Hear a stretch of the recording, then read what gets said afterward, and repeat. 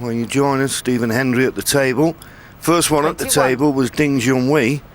He made a break of 39, then played a bad positional shot, finished 2 straight on the black. And in trying to force it in to get on the red, he missed the black. But he got on the red, 22. and this is the result. It was a poor positional shot to come that straight on the black, trying to force it in, missed the black, got on the red, and Stephen's been at the table ever since. Yes, he's taken this break of 28 and counted very, very 28. nicely. Had to play a plant in the middle bag during the break, and the black's been out of commission throughout the break, having seen Ding Junhui just miss the black. 29. So he does have a chance to win the frame without having to worry about the black now. All these reds appear to be available. The one next to the black goes without saying is going to be the toughest, but it's available in at least 3 pockets.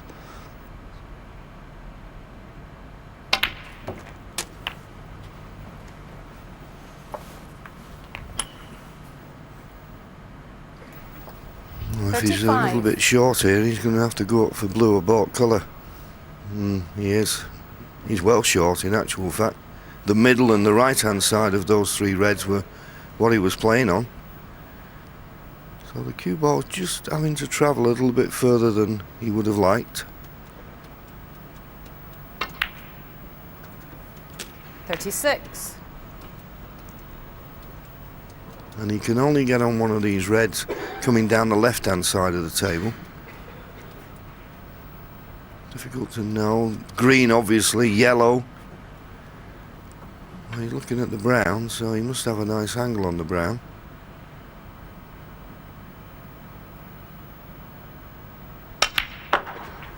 Playing it with side. Well, it's not that good. It is not that good. 40. Yes, the problem with, the problem if he tries to run through for the pink, he'll be pushing the other red forward, and that may block the path for the pink in the corner pocket. Just keep an eye on the other red he's kissing into. That's going to be pushing over there, you see, and he's just played it 41. hard enough to come on and off the cushion. He'll be playing the cannon into the black now. He'll be bringing the black into play, hoping to be on both reds. Yes, finishing low on the pink could really work to his advantage here if the cannon works out all right. He's got the red to the left corner no matter what. Needs to disturb the red near the black. Well, he caught the black. He'd have rather have just nudged the red first. But I suppose it makes that red 47. slightly more available. He always had this one to the left corner. I think the next shot is the key one maybe to this frame. Imperative when he pots this red, he gets a good angle on the colour to get on what is still an awkward last red. Yes, and he will need the green as well now, and the black's got in a position to cover the green up. So not only 2 reds and maybe 2 pinks, yellow and green needed. So it's not as yet a frame winning opportunity. Tough work.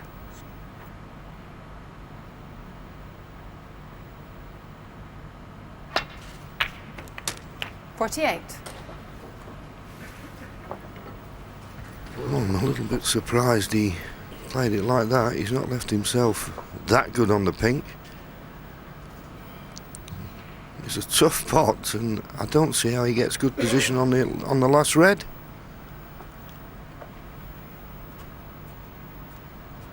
Bit bemusing that.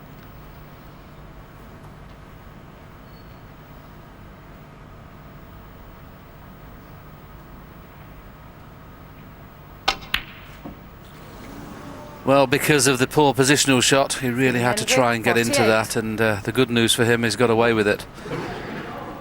So both players have had half a chance, and this frame still in the balance.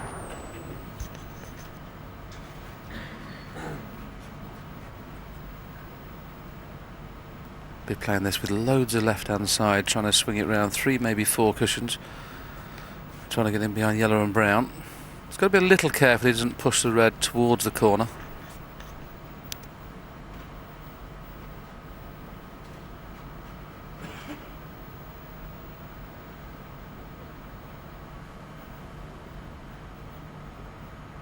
That's the sort of line he's looking for.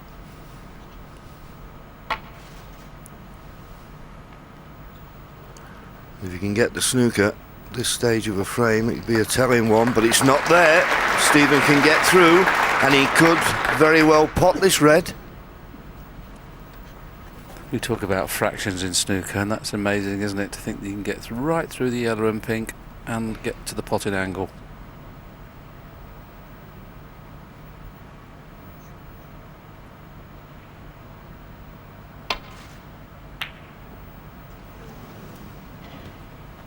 You may have think that was a poor shot, but you always err on it in those thin.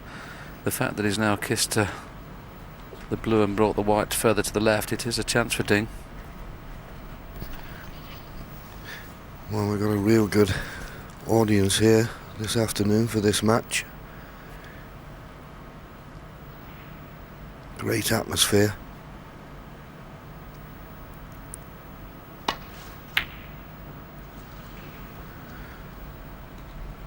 Well, he's usually deadly at those type of pots. Well, this is going to be a awkward bridging for Stephen here.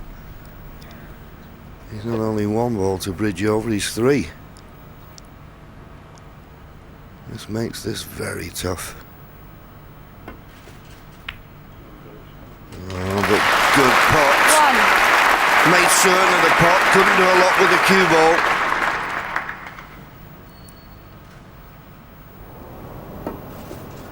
Always difficult when you're striking down because you're looking at the cue ball, you haven't got the object ball in your eye line. That was a good shot. Can't see a lot of value in here in playing a pot of colour. He could go yellow, but he's got to avoid the kiss on the brown with the cue ball coming on and off the cushion. Yes, didn't fancy the pot at all, and I don't disagree with the shot Stephen he played, Hendry, because getting position was going to be tough. Just about got the snooker. Looks a comparatively easy swerve. Well, he's misjudged it, and the cue ball's running back to leave the yellow on. Stephen Hendry, 4. The problem is the green. Doesn't pot in many pockets. I think he might risk the 2 cushion and try and move the green, and of course play it at such a pace, if you miss the kiss on the green, you've got the easy snooker in behind the black. So play the slow cannon off 2 cushions. He could play it off 1 cushion, but John's put the angle up for me, which I suggested, but it looks like he's playing off 1 cushion. Now, you're playing it at a pace. If you miss the kiss, 2. you've got the chance of the snooker in behind the black. Now, he may have overhit this slightly, but that was clever thinking from Stephen. Give himself a choice of 2 shots.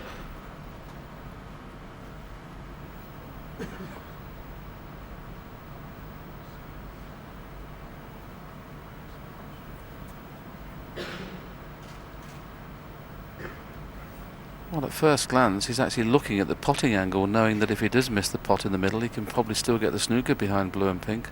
Sorry, blue and black. Just wonder whether he will play the pot. No intention of that, but this is very, very poor. Goodness me, that's a really poor shot. He'll be disgusted with that one. Yeah, I think he may. Well, you see it. He's just about got the snooker, but only just.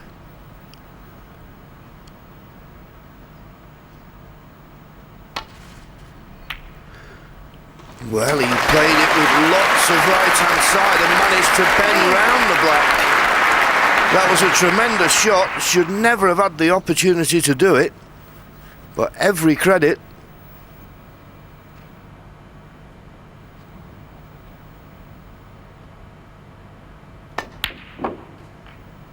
Seven. Good shot. He'll have to use the black here. He'll be screwing off the blue, catching the black very thin with a little bit of side. This was the green, you see. He's had to bend it round, as John said, and just get enough side on to check the cue ball up as well. So he'll be using the black here, and he's not guaranteed to get onto the pink. 12. That's just about as good as he could have played it. Pink and black to pinch the first frame. Yeah, it's a choice, Stephen. Well, he'd be disappointed with the snooker he tried to lay on the green. He should have had made it tougher than that. Middle pocket, stunning off the side cushion for the black. In goes the pink. 18. A bounce off the baulk cushion leaves him on the dolly black.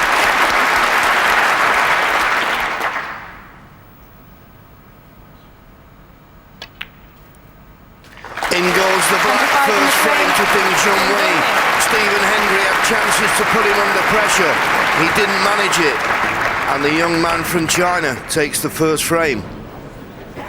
Old Brigade, who is now Stephen Hendry's championing the call, so to speak, to see if he can put the new brigade in its place. Back to John and Willie. I wonder whether that's the old brigade in the studio or the new brigade. What do you think, John? Well, I don't know. They were both having makeup put on, weren't they? So that's probably covering up a few lines. No need for makeup in the commentary box. Feeling good. Looking good, Willie. Eddie Murphy, Trading Places. Great film. Stephen Hendry, and he faced with a safety shot. He hit the blue at his last time at that kind of shot. This time he's missed it. Good length of cue ball this time. He'll be a little bit annoyed, Stephen, on his performance in the first frame. Gave Ding Junhui chances without the young man having to work for him, and you can't afford to do that. Stephen knows that. What's your overall impression on how Ding Junhui plays the game, John? Do you think he's sometimes too over-aggressive, or are you happy with every aspect of his game?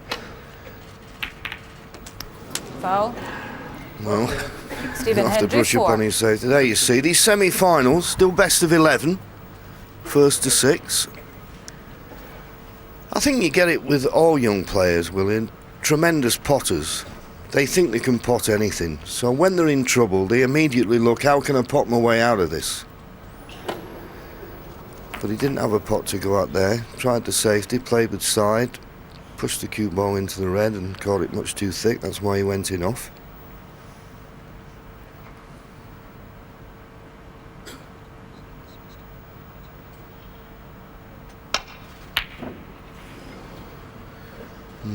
That was a missed chance for Stephen.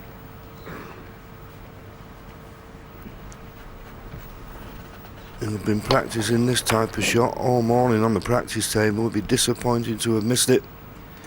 Not too sure whether he can hit this slow enough to hold for blue or baulk colour. It doesn't appear at first glance that he can get onto the pink or black either. So he may play this really slow with left hand side just to widen the angle to try and slow the cue ball down a little bit. But not guaranteed for position here.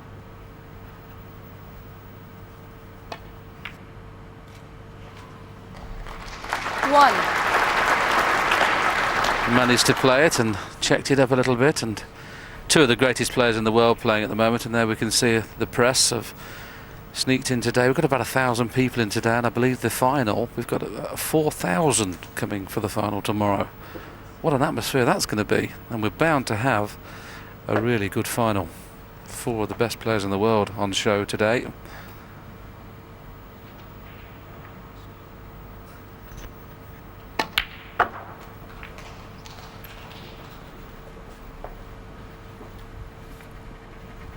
I think he's caught the blue, which I don't think he'll be on the red in the middle. 5. Red with the rest, and can get on the black, but the red is covering the black spot. So tough work at the moment.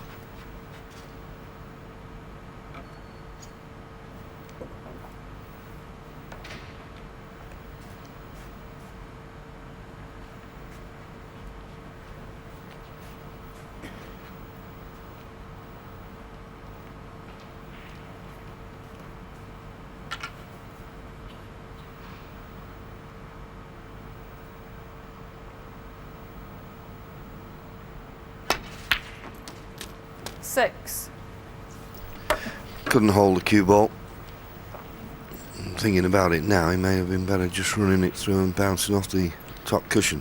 Anyway, it's end of break. So that mistake from Stephen hasn't proved that costly. Green ball.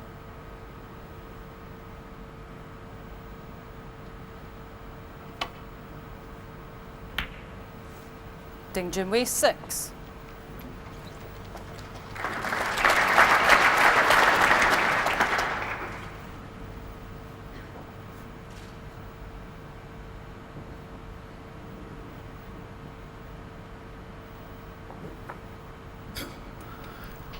Well, this is asking a lot. This is a very tough ask to get this back to baulk.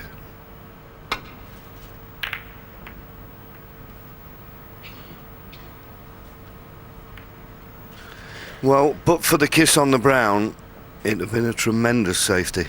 But having kissed the brown, he's left a chance of a pot. This was always the danger red, the one just to the left of the blue.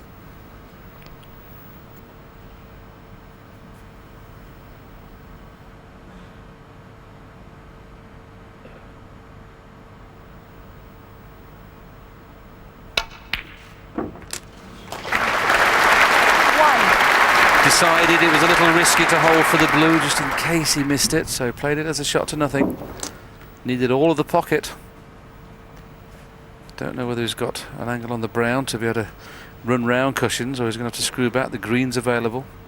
He may risk playing it into the red below the pink there to free the pink in all pockets. There's the brown. He could just about run around two cushions, but I think the green avails better position. Be interesting to see whether he decides to play any sort of cannon here or just play for one of the reds. Well, there's your answer, just playing position. Albeit not very well. 4.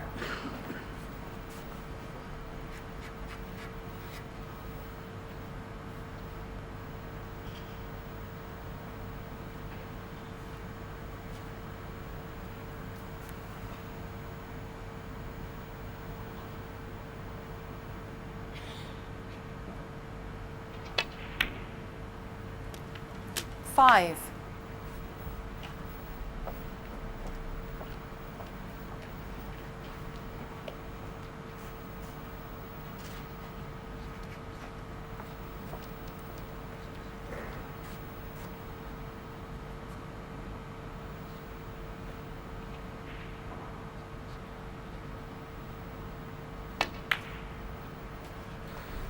Needed this white to bounce, so it had a chance of possibly potting the red above the black spot area there and bringing the black into play, but he's low.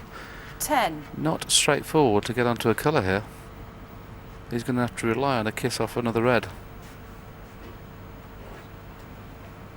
He can hit the two reds below the pink, but he'll have not a real idea whether it's going to push both reds out of the way to get onto the pink.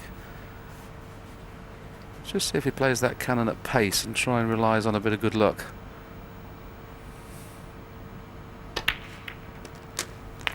11. Yeah, always going to be tough.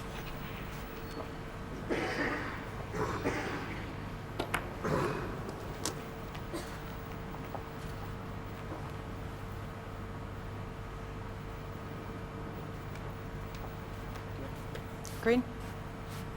Green. Green ball.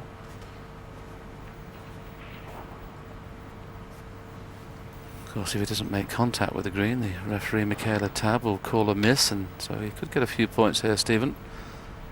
Not this time. Good shot. Junhui, 11.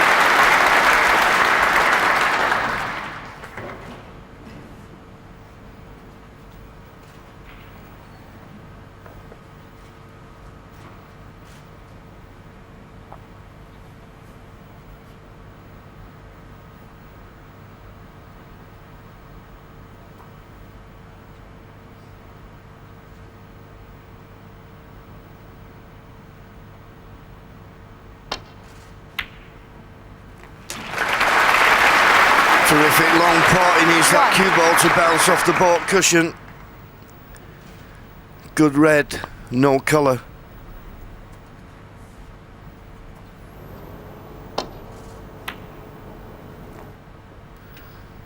But that's promising, Stephen. Stephen Hendry, 1. Try to roll it behind the brown. I don't think he's left enough of this red so Ding Junhui can contemplate the pot, but I think he can hit it. Although hitting it's one thing, getting it safe, another. We might just have to bend the cue ball a little bit if he's going to play for this red.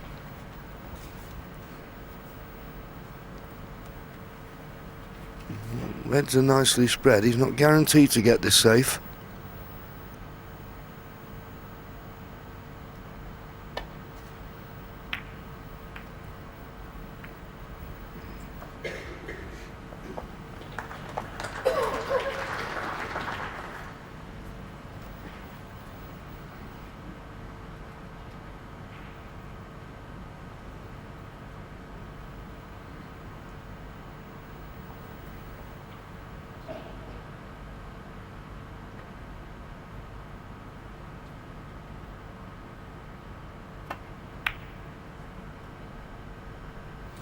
Well, that was a little bit dangerous, but if you ever do play a shot like that, always favour hitting it slightly thick, because you've got a chance always of catching the jaw and getting it safe. He's got a relatively good white, but the red into the black pocket is available, and he'll take it on.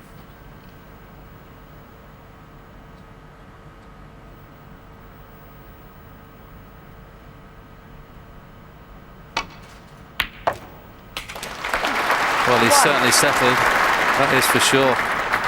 You'd have thought he might have been a bit nervous today, John, against Stephen. Well, he may well be, but he certainly doesn't show it.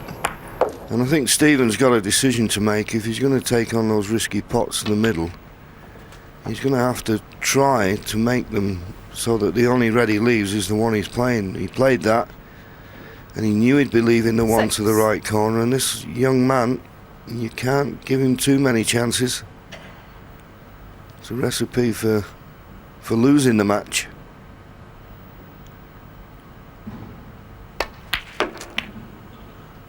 Seven. Just about on the pink.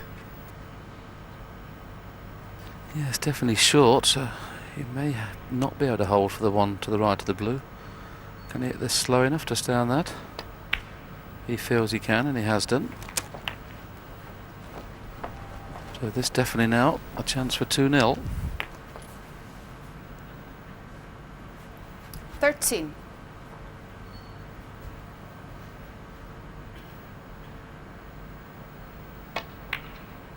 $14.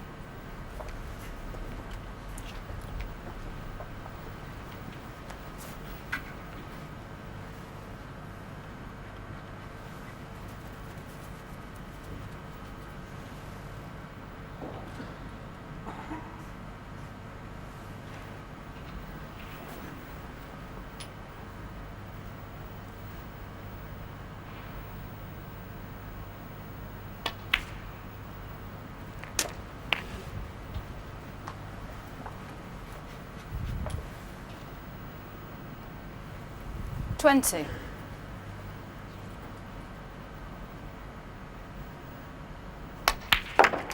21.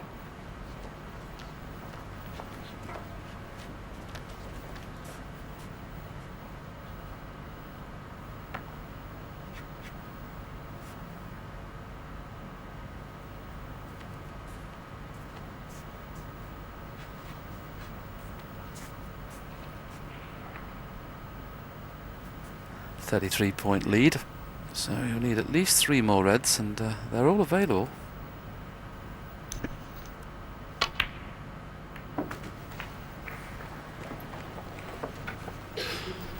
Well, that could have gone wrong, but it's okay. 27.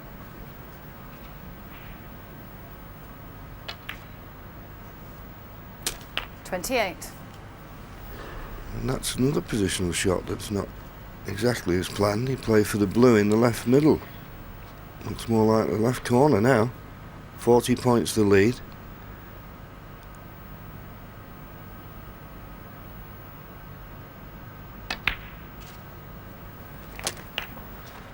Make that 45. So a red and a pink would put him 52 points in front with only 51 left on the table.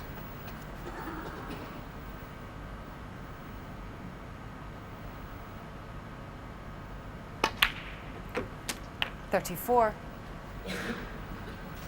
Of course, I meant if he pots the pink, it'd be 52 in front with only 51 left.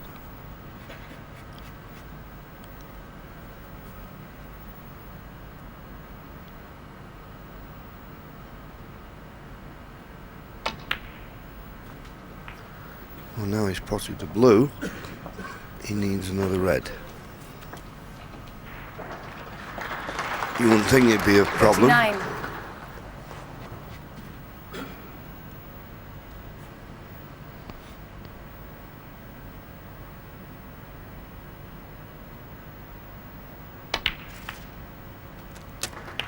And it wasn't enough to 2 reds in. That just means that Stephen Hendry won't be coming back to the table now.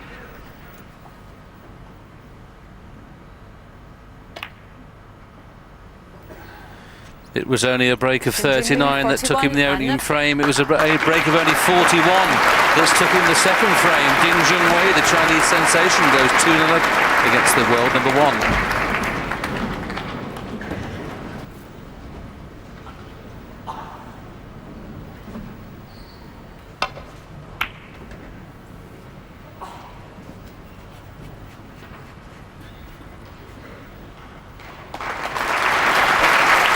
That's one way of stopping your opponent from potting the ball.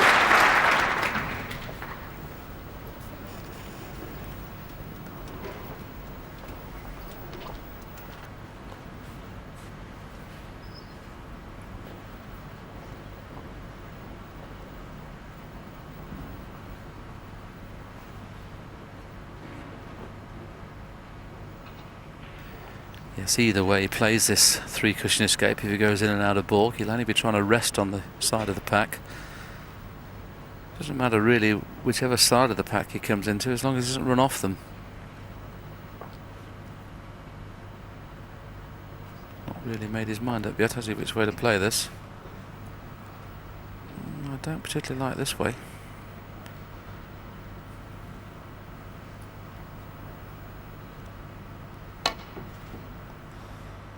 That is very dangerous.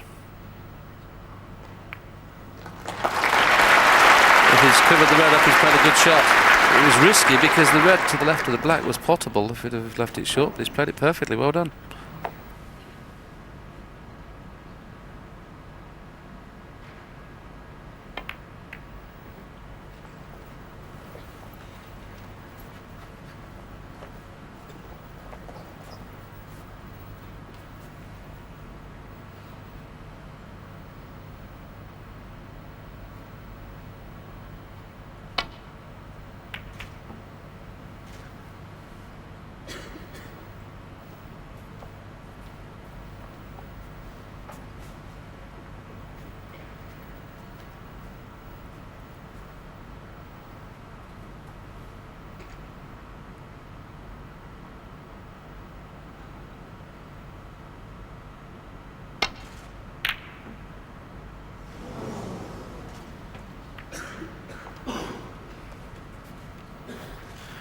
Well, this is a chance now as we see Stephen Hendry attempt this plant. Very close, wasn't it? But the fact that he's actually put the green very near the brown and yellow, this is a big target here to go 2 cushions in behind those 3 balls. No chance of going anywhere near the jaws of the middle pocket unless he hits it badly. So he should get close to this snooker. Not quite.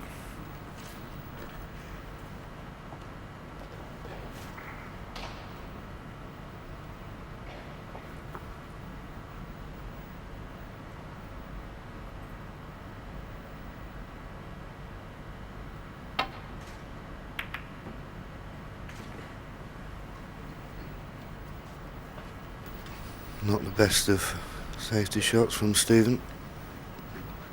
As you say, Willie, with that big target of yellow, green and brown, that's what you want to try and get behind, and maybe Ding Junhui can do that now with his hand on the table.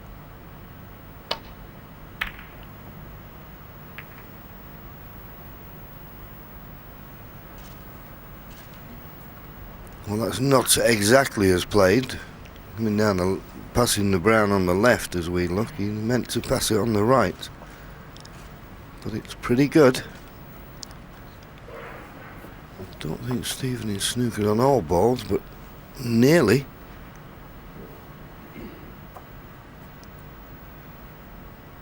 Well, he might be able to get through that gap between yellow and blue, but that's no advantage. So coming off the side cushion to rest on this red near the top cushion.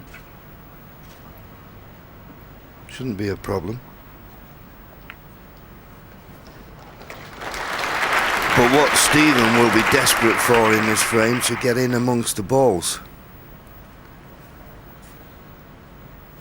But he's going to have to work for it. I don't think Ding Junhui is going to present him with the opportunities that Stephen has given him.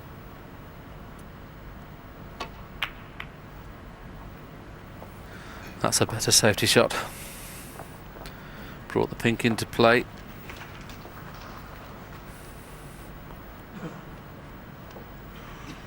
Can't really get in behind green and brown here, I don't think, because he's going to have to hit this red a little bit thicker to avoid the kiss on the 2 reds on the cushion, which means he might only be able to get it in behind yellow and green rather than brown and green. Let's just see which way the cue ball path takes. Yeah, just about almost brought the brown into play as well, but yellow and green were his target. A little unlucky, that was a good shot.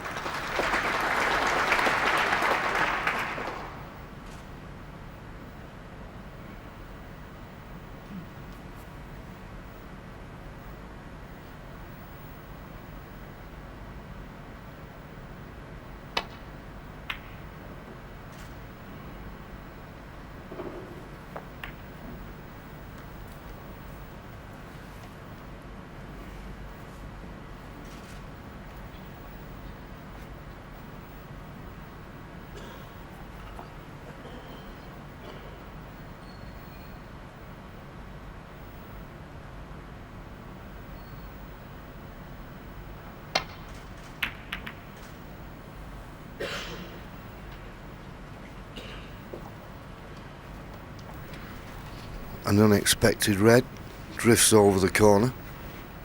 It's not going to be the easiest thing to pot this and get position on a colour.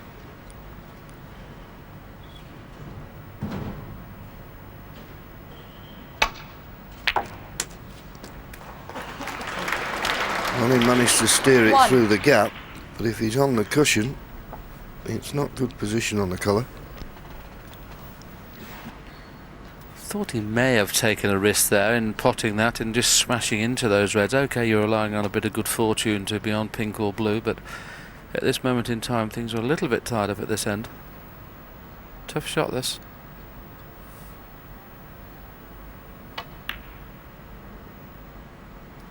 Yes, it was tough. Think Junhui 1.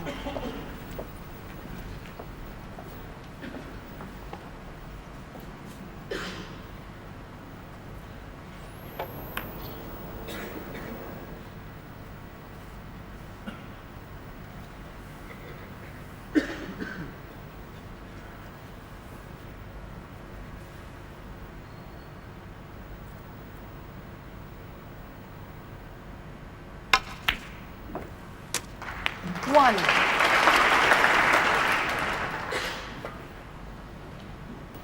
Well, he had no option but to play for the pink, but this is a tough shot, particularly the more pace he plays, more likely he could miss it.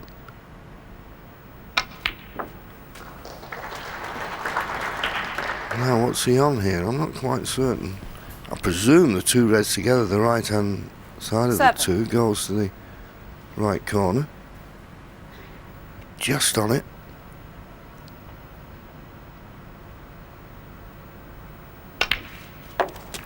Eight.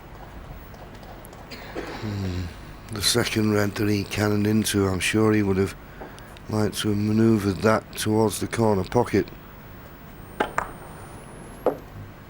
he's not really developed anything. The next red isn't obvious.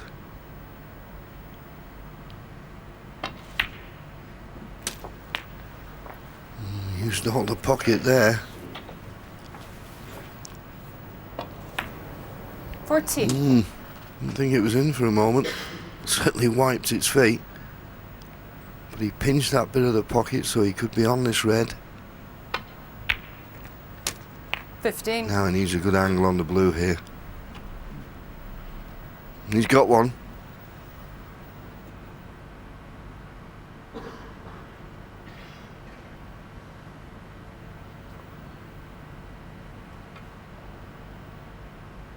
If he plays the cannon into the 4 reds, if he playing it steadily, he can't afford to play it hard. You know, he didn't think it's worth the risk, but he's played that shot so bad.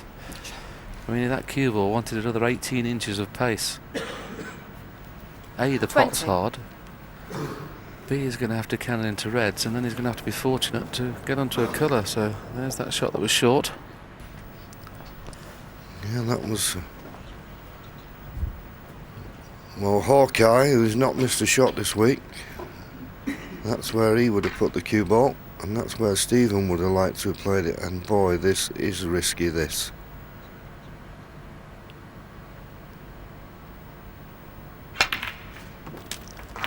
Well, he's potted 2 of them. 2.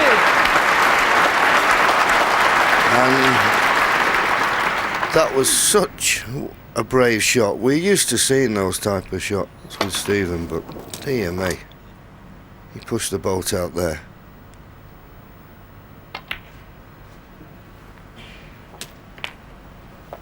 But he'll do well to keep it going now. Kissing the blue, it didn't really matter. In fact, it may have helped slightly, 28. but this red was always going to be tough down the cushion. It's the only one he could play for. Yes, it'll be end of break here if he doesn't get an angle onto a colour to bring another red into play. Needs an angle on this pink, 29. and I think he's got it. He can either play the kiss into the 3 reds to the right of the black. I think that's the only 3 he can play actually, because he can't run through to hit any of the other 5, so he's going to probably try and hit the middle red of the 3. That's what I would be trying to do here, and push the other red over the corner. Oh, this red pot's from here. It doesn't look like it does. That's a bonus. Yes, there you can see it does 35. pot. He's still 2 kisses away from making this a frame-winning chance. There's one of the kisses. 36. Needs a good pot. Yeah, that's the way Stephen has always played the game. He got the cannon and he developed the 2 reds, but boy, this is a tough pink. Wonderful shot. Wonderful shot. Considering he's lost the last 2 frames, or the first 2 frames, 42. he's showing some character in this break. It's only 42. But he's played some very brave shots.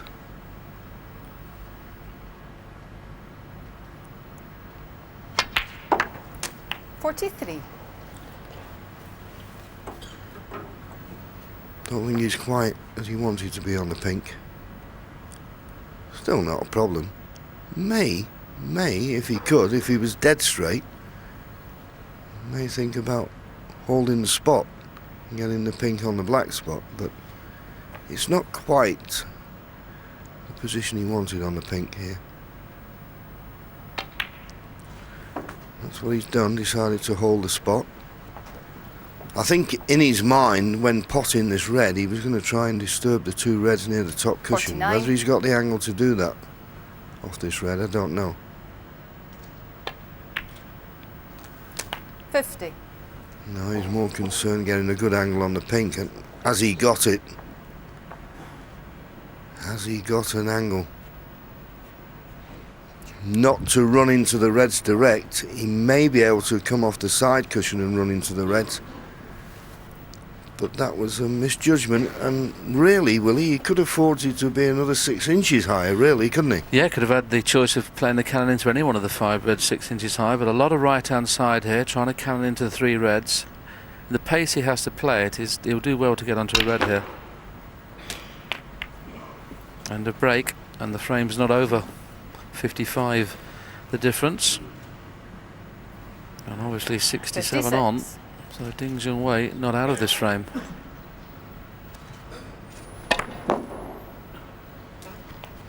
Just didn't get enough side on.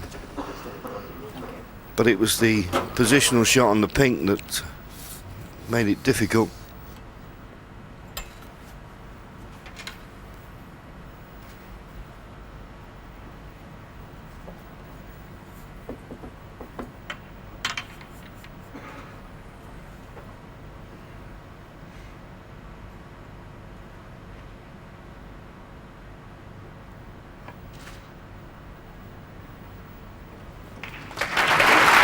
Good break, good finish. 56. Didn't really want to disturb those reds. But if he's got the snooker, he could keep the initiative in this little safety exchange. Well, he didn't get the snooker. The thing is now, Stephen will be quite happy with these reds tied up near the top cushion. Ding Junhui, on the other hand, first opportunity, will try and bring them into play. But Stephen, a strong favourite for this frame at the moment.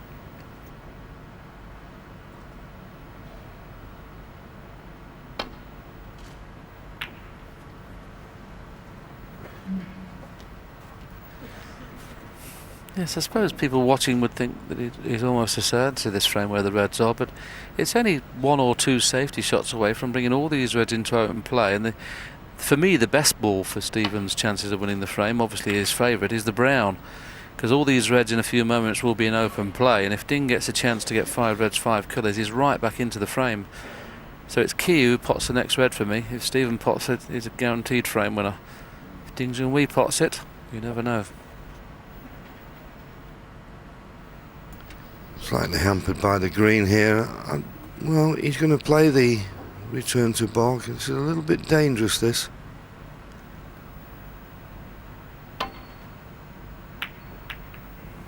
Oh, but he's played it well. Always get that thing with Stephen. He always wants to play the right shot. Sometimes you just got to rein back a little bit. Anyway, I thought it was risky, but he coped with it quite well.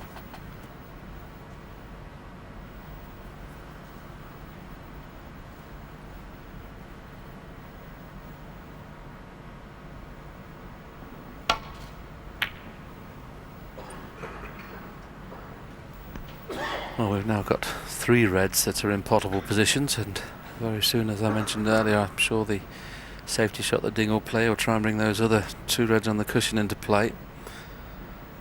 Ideally, Stephen would love to get pink or black safe, but he can't do that. And this is tough to get back to board, to be honest. Just at first glance, he doesn't really want to play the 3 reds that are near the cushion, because that's helping Ding Junhui.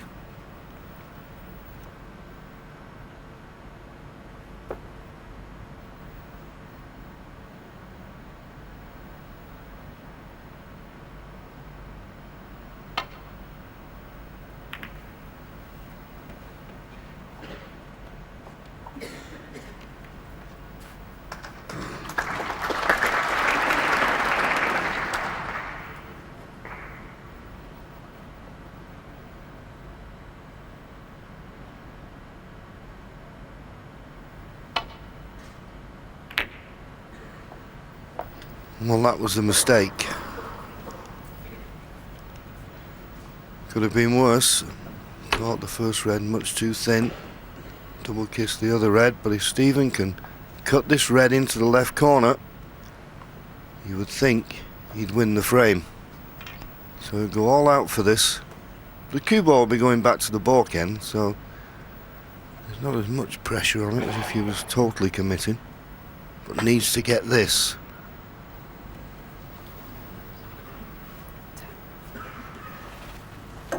Now we're at exactly the situation I suggested about 10 minutes ago.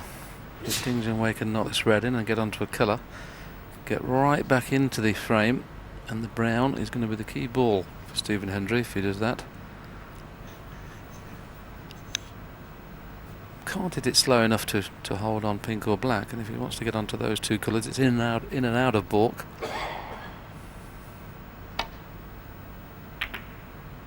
Took a chance on playing the cannon, and he's got away with it. Nothing easy for Stephen.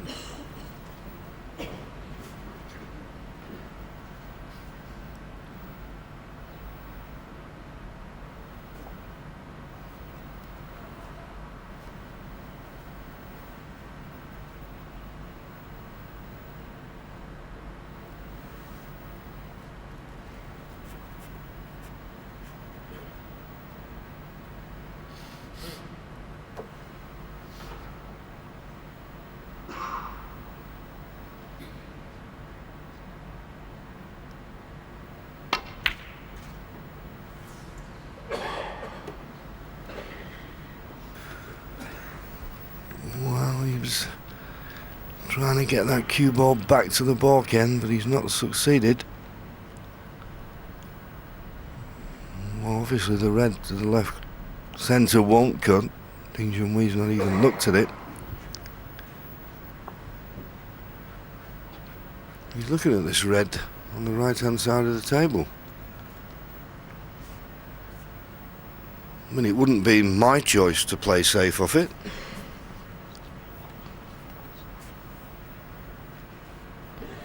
That's what he's looking at. Can't believe he'd be tempted to play the pot, although he's just had a look round at the potting angle. Such an easy safety shot though, John, isn't it? Why would he? It's a tough pot, isn't it? Oh, but I think he's one of those players, if he decides to go for something, he fully commits. But he chose what was certainly the better option, the safety, and played it very well.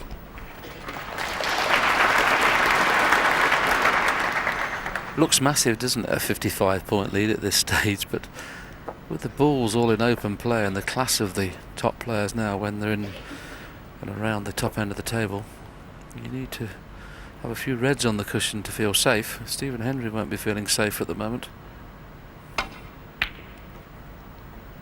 He may have left this one on.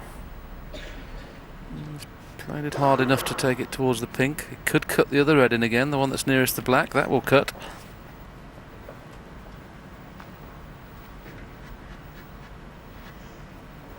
I think he can see it. Yes, he is. He's just coming around to look at the potting angle. The yellow's there as a saviour should he not get onto blue or green.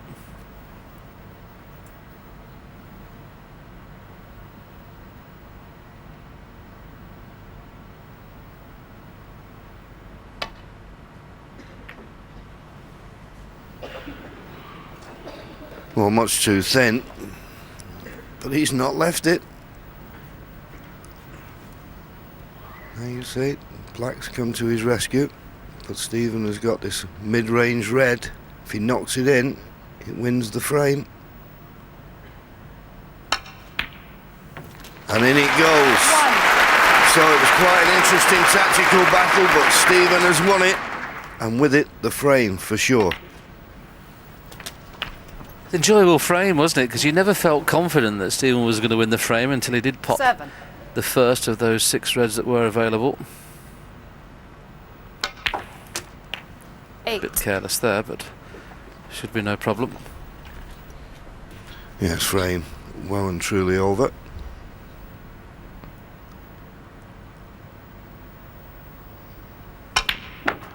We always say that you never really relax and settle into a match until you get your first frame on the scoreboard.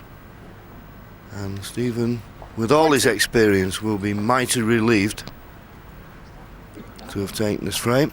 Frame conceded. Stephen Hendry 14 and no frame. And he was looking to get the long rest, but Junhui said no problem, the frame's safe, you've got it, and he puts his first frame on the scoreboard. He trails 2-1.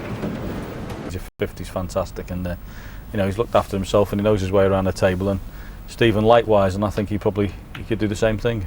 Well, as we've said at the start of this match, this is Hendry, 38 years of age, Dingen, 19 years of age. We're seeing that the various generations, and as you said before, Steve, maybe will we see over the day the emergence of this young man on the bigger stage? Well, yes, you may well do, and it's tough for Stephen Hendry psychologically. The advantage is with the younger player coming through the ranks. He's got nothing to lose, and obviously the older player has got things to lose, and he's worried about his situation. I'm not saying Stephen is worried, but in general that would be the case. 4th frame underway, and here's a chance. Yes, and a good chance it is, Ray. You saw there that Stephen Hendry went for his customary shot to nothing, but caught it far too thick. This was the one. And the red did the damage, smashed into the bunch. Don't think he can screw around the back of the black to play the black into the corner, so he may have to try and negotiate past the blue or pink. But this is he's not guaranteed to get onto a red here, onto a colour I should say, if he doesn't really get into this cue ball. Yes, he was able to get round. He needs a bounce though. Well, he's already made 1 maximum in the tournament. Could have, and maybe bar for the table, cushion bouncing very high. Could have been the first person ever to have made 2. The reds are nice.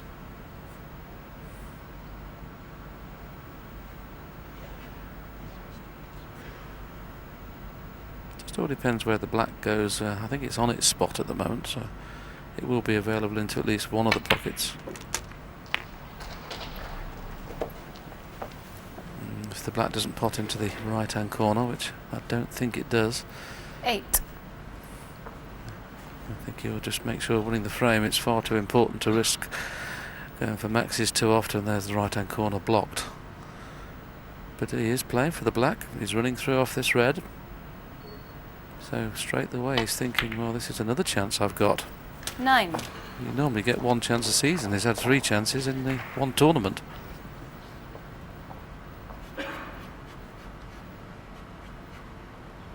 Yes, the problem with playing for the black here, with that red just to the right of the black. He's not straight on the black, so he's going to have to play a little cannon here. Although I must say I've been very impressed with his judgment of these little touch cannons. But he played that with pace, so it couldn't go wrong, and it hasn't. It's finished absolutely inch perfect. 16.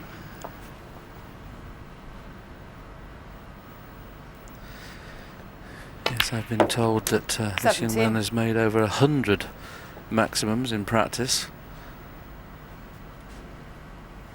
And you honestly wouldn't have these reds in a better position than this. I just wonder whether he's going to risk going for one.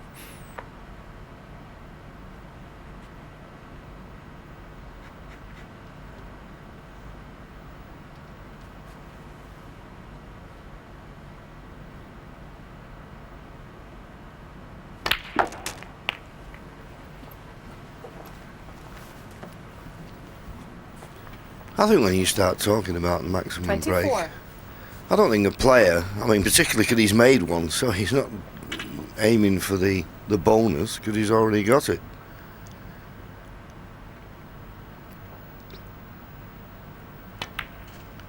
But the first 4 or 5 25. reds, you're thinking about, well, getting enough to win the frame, although that cue ball seemed to fly off the top cushion there.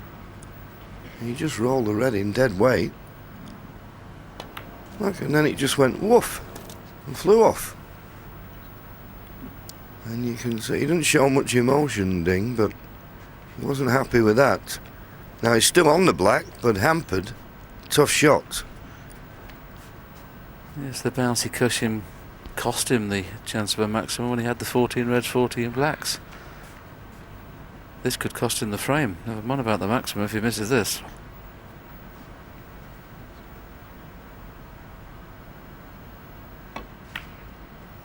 Not there. Oh! Well. Dear me, I didn't think that was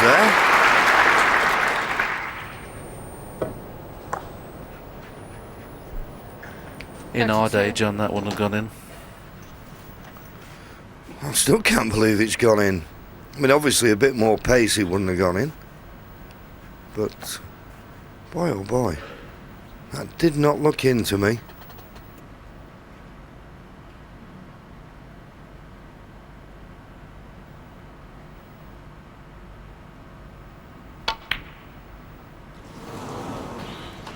Ding Junhui, 32.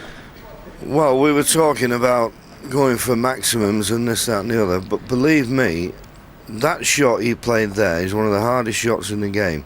He's trying to screw back, he can't hit the middle of the cue ball, so he's having to put a trace of right hand side on. Long odds against him getting that one. So he did push the boat out, and the reds are still nicely placed. First red not too difficult, position on a colour imperative.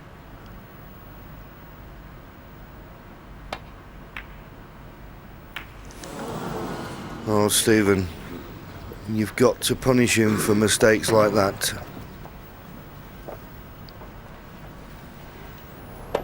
Wow, that is a let-off, isn't it? You wouldn't expect Stephen Hendry to miss that. He's probably more concerned about the fact that the cue ball was going into the brown and what would happen. Very careless.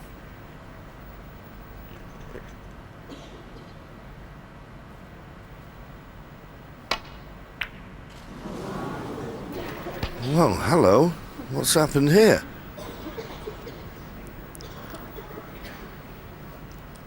I mean, one player missed a comparatively easy shot, but not one after the other. It was a bit of a shock to us all. Playing that with a lot of right-hand side. Misjudged it. Stephen not taking this red on and play the snooker, trying to possibly get behind the brown maybe. Or the yellow. Played it behind the yellow. And the way the reds are situated, Ding Junhui will do very well not to leave Stephen a chance after this escape.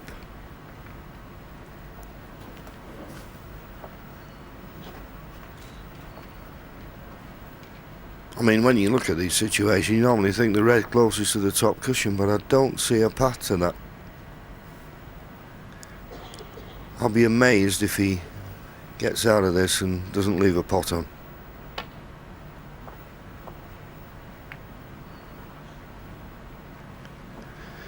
Well, very lucky. Very, very lucky. Oh, you could have seen Stephen Hendry's face when he got the two thin kisses there. Wow, that is a result of results, isn't it?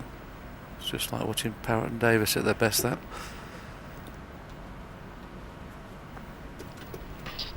That was so lucky, wasn't it?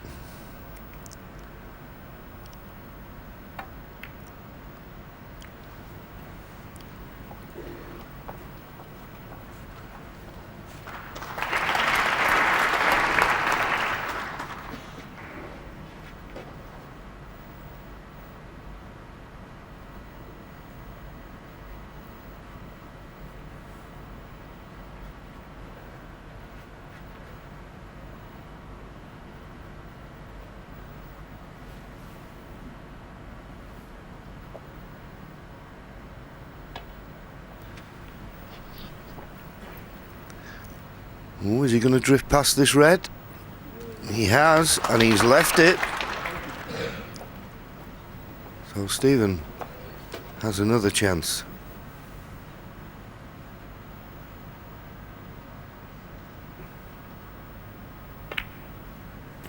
The frame before the mid-session interval, when you've lost the first two, to go in two apiece. I know who's going to feel better. This is a big chance.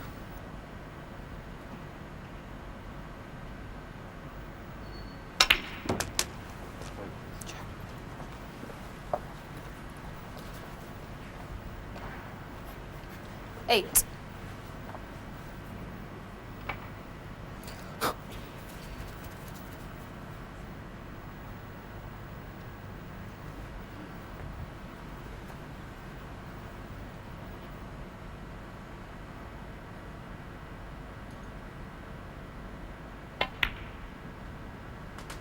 Nine.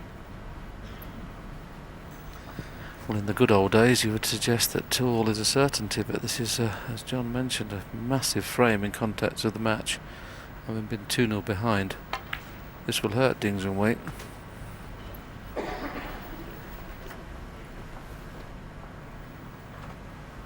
$14.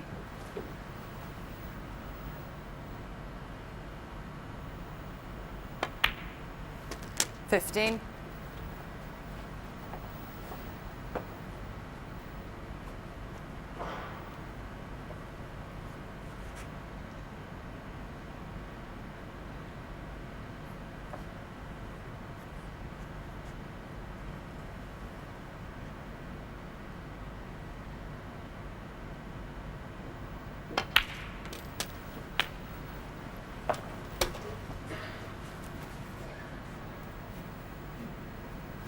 22.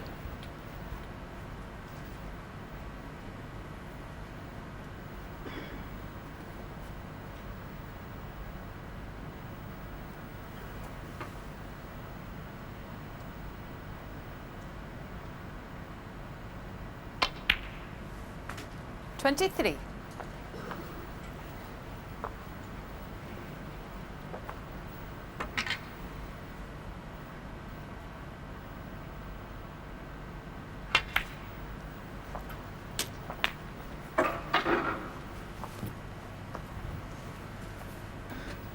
'Stephen picking these off quite nicely.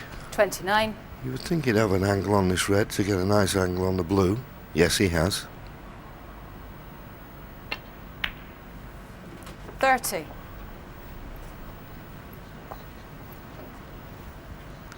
This blue to take him into the lead.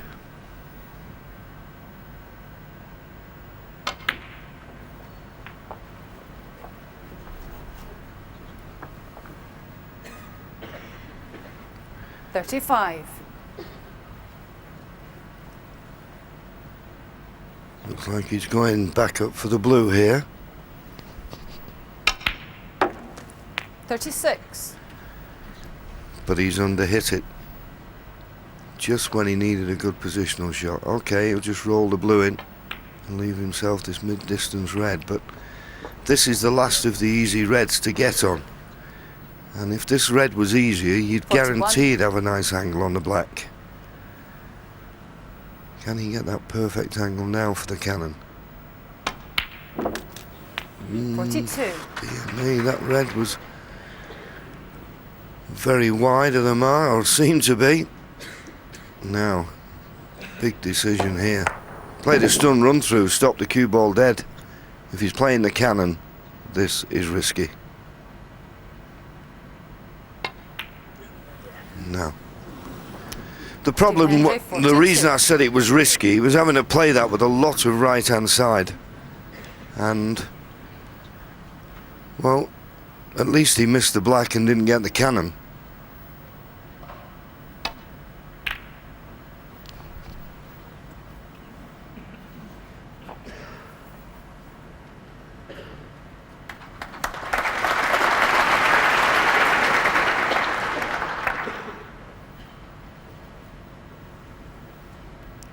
I think he can just hit a fraction of the red to the right of the blue, but there's the black he missed. He missed it by a long way, didn't he?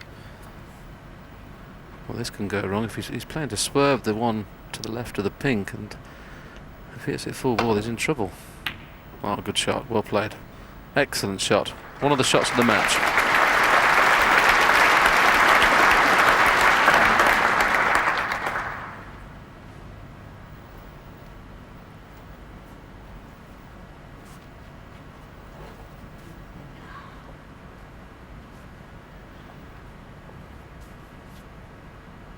The red just below the pink is available into the left corner. And it's a dangerous situation, this, because whoever pots the next red, I fancy winning the frame. Ooh, much too thin. Not been that impressed with Ding Junhui's long potting so far in this match.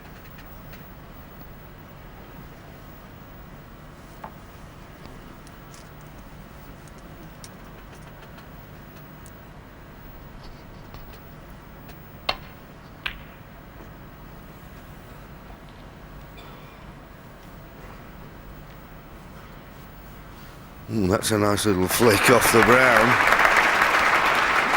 That has made all the difference.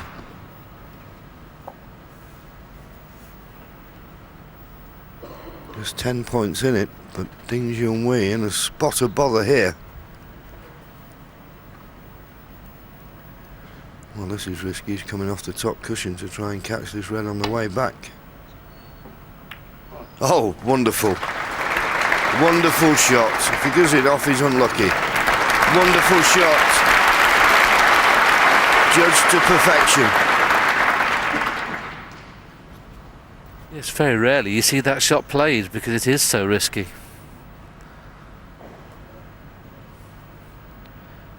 But a lot of snooker left in this frame now. The fact that the red has been pushed to the side cushion. Needs to miss the jaws.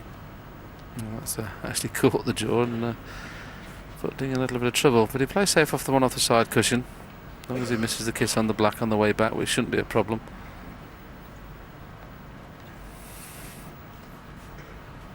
It's all about missing the cannon on the yellow on the way back down with a cue ball as well, because that means you can get a good white if you can miss the cannon on the yellow. That's a very good shot. That's the best safety shot he's played all day.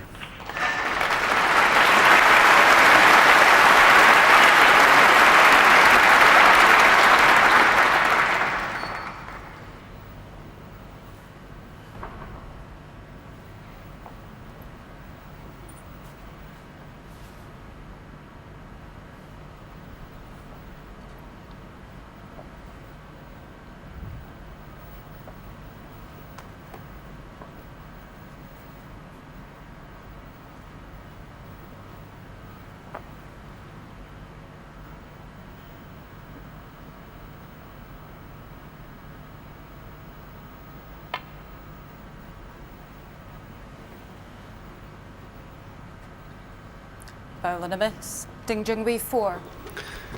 Yeah, and he'll take the miss, but that was about the only way he's got a chance of getting this safe. Stephen. Don't think he can get much closer to the blue though, and make contact with his red on the right hand side of the table. This looks pretty good. Well, that's a terrific shot. You could not have done better than that, Stephen, no matter how many times you'd have tried. Well played.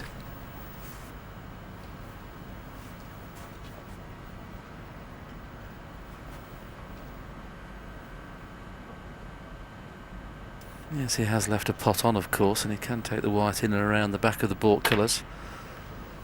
And he's got the pot. Stephen better hope there's not a bounce off the cue ball here, because if he has an angle on the green, it's a chance to get back up to this end. Yellow's tough. Yellow's really tough. And the green, he'll have to play it at pace. So not guaranteed to pot it or get onto a red.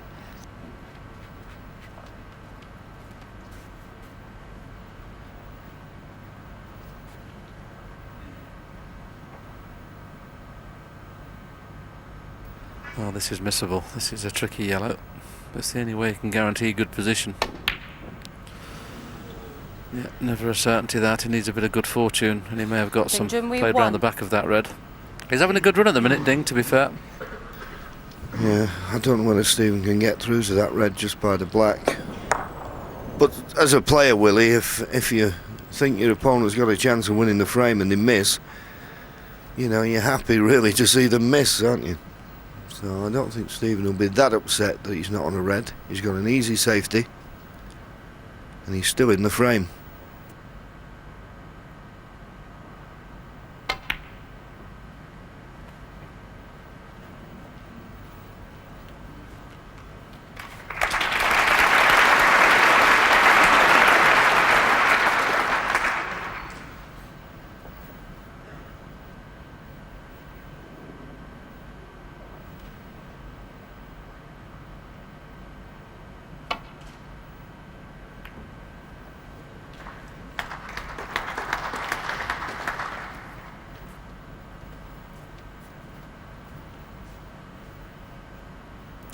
Well, I don't think this is the type of match we expected, particularly the last two frames, but it's tense, exciting stuff.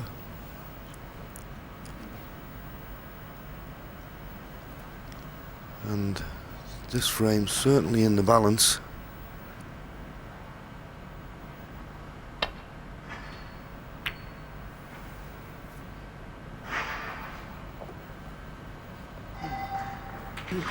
Well, it was an open frame a few moments ago. It's all but that now. In the safety exchanges, you'd have to slightly favour Stephen Hendry, just purely on experience.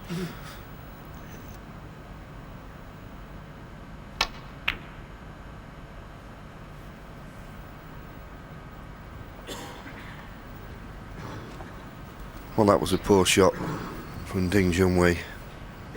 Being so close to the red, there's no way he should have sent it towards the pocket and left it on, as he's done. In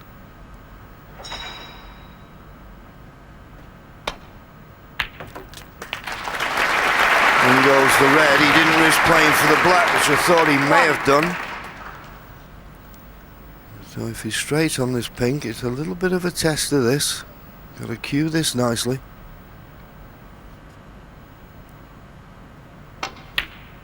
And did. The problem is there to see the red on the left hand side cushion. That's going to be the problem, so just pot this red, screw back for the black in the same pocket. No, Stephen. Stephen Hendry 7. That was a bad miss. I thought he only had to screw back about 2 inches, and he tried to screw back about 2 feet. I think he still had the angle to pot black and move the red. Meantime, Ding Junhui can't really get onto a colour here, so he's just trying to make sure of the red and then probably playing One. the snooker in behind the yellow. So this frame's still in the balance. I thought Stephen Hendry had gone strong favourite a few seconds ago. Ding Junhui 1.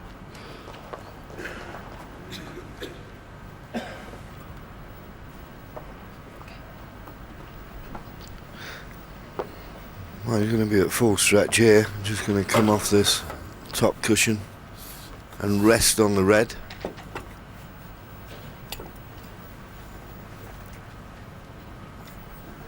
That's all he's trying to do. It's all about pace, this. Don't want to hit it too hard and leave a possibility of a pot on. So just gently.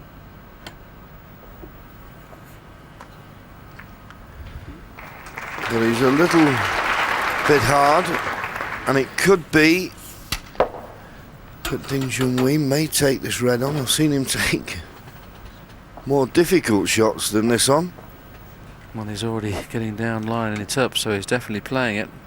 I think he's got half a chance of getting away with it if he plays a little stun run through for the blue if it goes in, and at the pace he plays it, he's got half a chance at the red during and going safe. Well, he's decided against it. That does surprise me for Ding Junhui. He's usually very aggressive. I think if he'd have played that, it'd have been 50-50 whether he got it or not. Maybe having another look. Yeah, and every reason to suspect, as you say, that if it rattles the jaws, it'll run safe. He's not happy with it. But I think he's playing it now, though.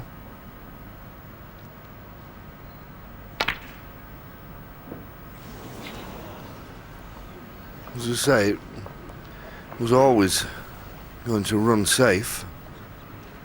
But this could be a chance now for Stephen to really gain the initiative here. Try and get a snooker behind brown or green. Probably the green, because you want to inject a bit of pace into that red ball to bring it down at this end. Well, no. He tried to get it behind the brown, but I'd have been more concerned with trying to get the red, because then there'd have been more balls to snooker behind. There'd have been the green, the blue, the pink. Leaving it short like that, it was only the brown he could get the snooker behind. Yes, it's become a red ball game now. You would suggest whoever pots this red will win the frame. Didn't play the pot there, it wouldn't pot. But what he did play was an excellent snooker. Yeah, and we always know, don't we, when we get to this stage of the frame, whoever lays the snooker gets the initiative. So Stephen Hendry now has got to hit this red and trust to luck that he gets it safe. If he leaves it, you fancy Ding Junhui to take the frame. Needs a bit of luck here.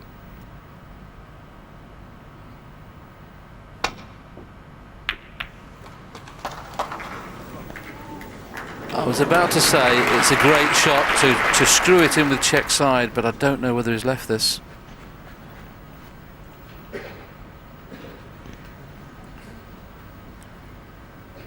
Well, I can't tell from our commentary position whether he's laughing because he's got away with it or laughing because he's left it. I think he'd be laughing because he got away with it, Willie. I don't think he'd be smiling if he'd left it.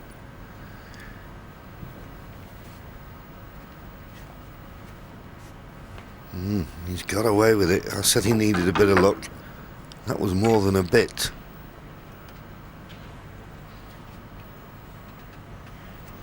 Well, Ding Junhui will be playing a similar shot here at pace. Needs to get a good red. Oh, that's an excellent shot. He played it that way because of the pace. The cue ball was gone. He played it then. Well played.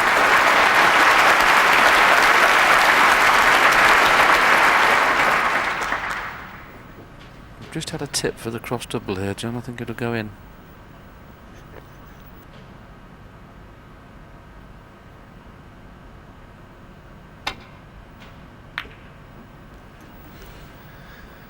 Like a lot of your tips, Willie. Information good, send more money.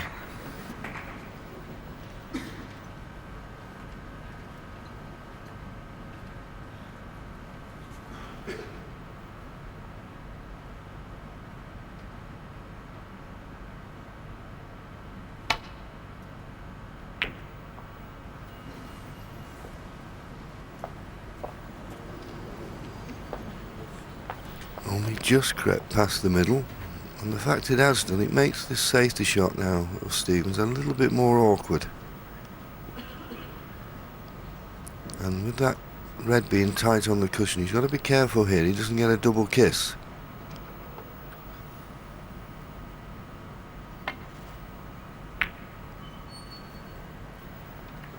That was a little unlucky. If it drifts past the black, I think he'd have had the snooker there.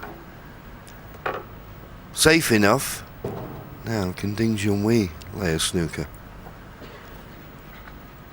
He was unlucky, in all honesty, Ding, when he laid the last snooker and Stephen hit it and snookered in behind the green. Otherwise I think this frame would have been over by now. Oh, he's not played that very well. Okay, he's not left a pot on, but certainly a chance for Stephen to gain the initiative, an important initiative.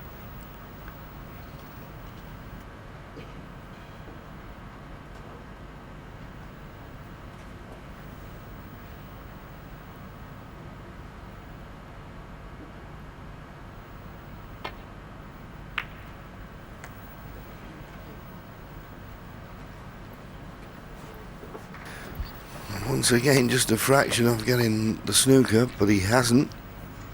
So he didn't make the best of that opportunity, Stephen.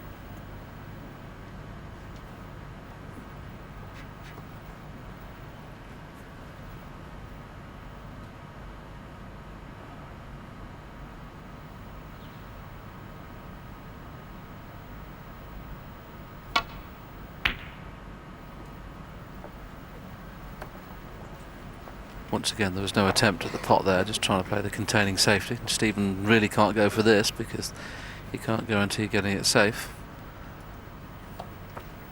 Plays to overcut the red, and if he knew he was going to miss the kiss on the green, that would be a good safety, but that may be too risky because of the kiss on the green, so he may just play the red up and down. If he does play it thin and misses the kiss on the green, he could snooker Ding here. That's what he's played. Just a little bit too thick. Yes, absolutely. But that was another chance, you see, and I just feel at the moment that Stephen's had a couple of chances here in this safety exchange to put Ding under real pressure, and he's not managed to do it. You've got to try and force your opponent into a mistake.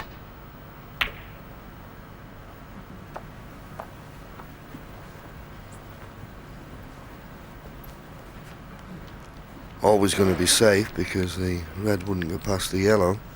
But a question now being asked of Stephen to get it safe. It's not straightforward. Not straightforward by any means. And we always say in these situations, try and leave as much distance as you can between cue ball and object ball, but that's not going to be easy to do. There's so many balls here that the red or the cue ball could run into. It needs a good shot, this. Not guaranteed to get this safe.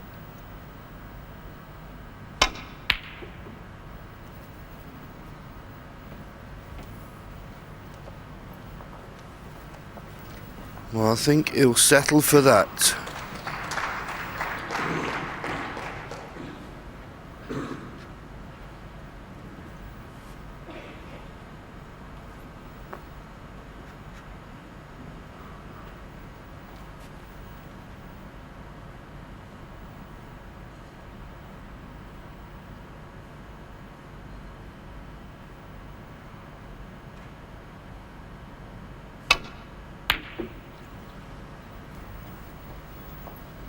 Now where's the red going?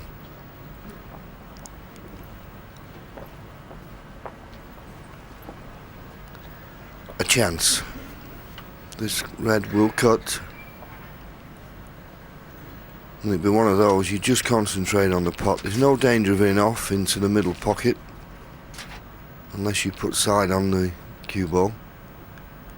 So you go all out for the pot, and if he does land on a colour, he'd be favourite to take the frame. Big shot. It's there. Now where's the cue ball going? It's not in the pocket because Stephen's walking round for his next shot.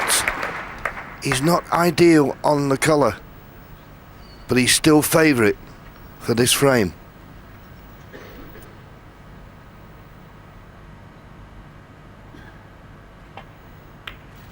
Well, now he's taking the blue rather than the pink. It means really, to be certain, he has to pot the brown because he'll be 22 in front. He pots yellow and green. 6.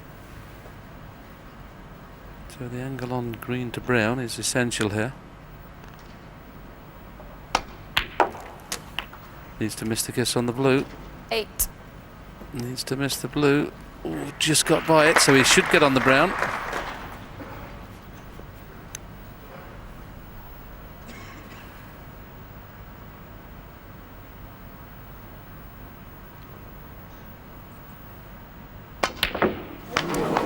Well, what has happened there? Stephen Hendry 8. What happened to the 4. green? Did it bounce into the leather?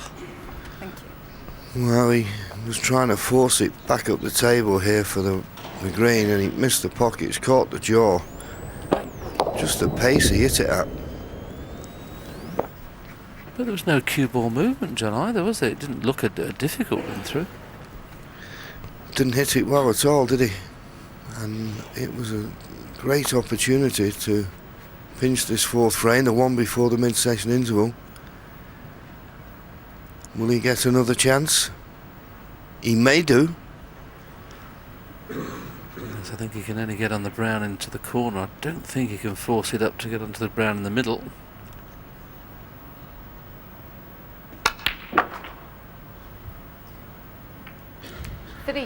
Well, he cued that wonderful, and at first I thought he may be a bit unlucky he's kissed the brown, but he's knocked it on, and he's got a chance. This is a big frame now in the context of this match. Yes, he would suggest if this goes in, he should win the frame, obviously. This is a massive shot, and it's there. Stephen Hendry will be absolutely kicking himself. I think on reflection of what we've seen, 2-all would just about have been fair after the first 4 frames. But now, absolute certainty 12. to be trailing 3-1 at the interval.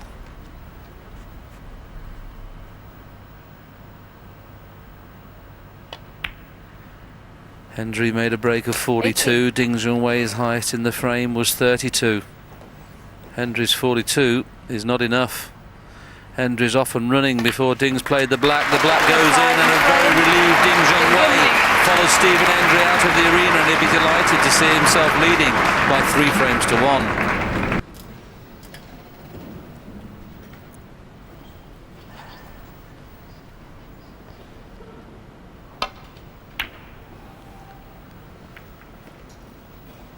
Mid-session interval over, so it's going to be played to a finish now. First to 6, and Stephen up against it. There's not been a Did that flash away, barrage please? of high breaks in this match so far, but it's been very interesting frames. And just a 56 from Stephen, 41 from Ding Junhui.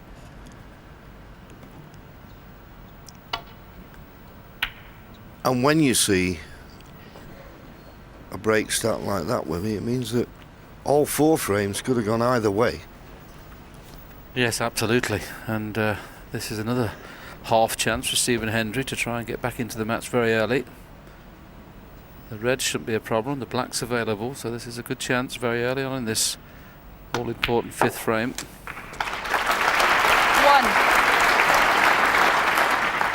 I'd like to see this match go close. I think whatever happens, I think this match will improve as far as the breaks are concerned after the first half.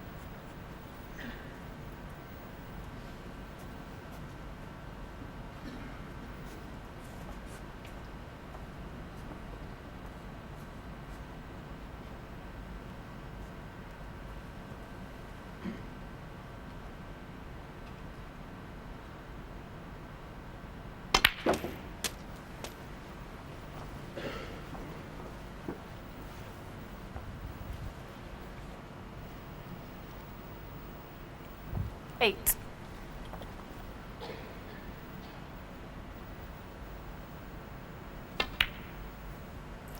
9.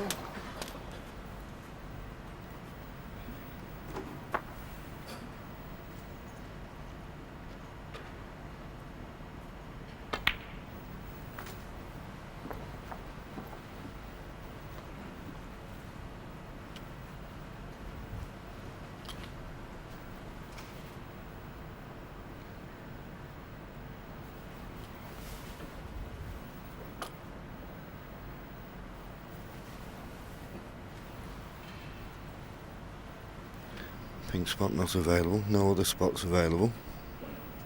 So just a delicate 15. repositioning of the pink.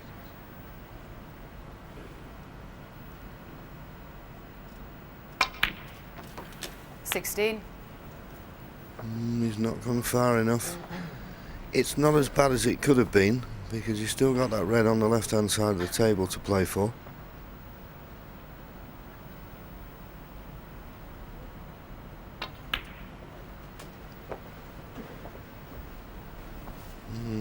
He'd like to have been straighter on this red. 21. He's got to hold for the black in the opposite corner. Got to cue this nicely. If he was straight, he could play it a lot more pace, punch the red in. If he's going to hold for the black in the opposite corner, he's got to float this. So, as I say, good cueing needed.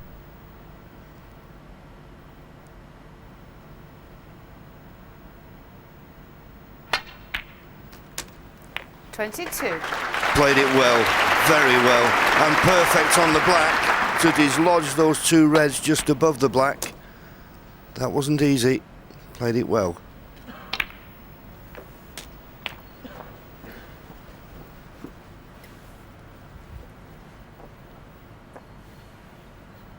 $29. 30. There is a red that's potable here, so he may decide to finish low on that rather than go into them, and where the pink is, of course, it would free the pink as well, so that's the reason he's not playing into them this time. He's that white to slow down though. Didn't really want to leave himself straight on this. That was a poor shot for Stephen, 37. because he's now going to have to rely on a power shot into the bunch, and if he hits the 38. pink full ball, he might be on nothing. Yes, and this is a little bit of a weakness of Stevens, playing these pacey shots with a trace of right-hand side. That's the only way he can get into the cluster.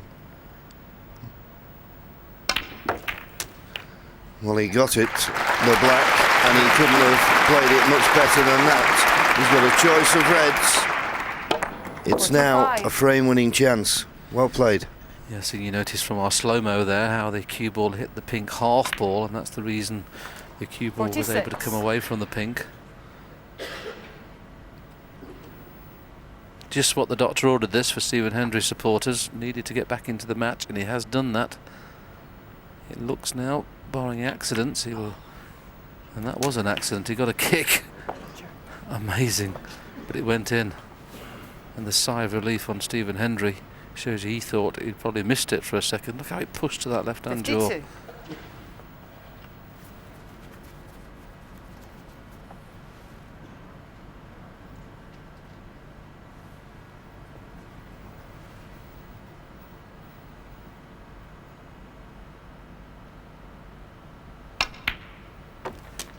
$53.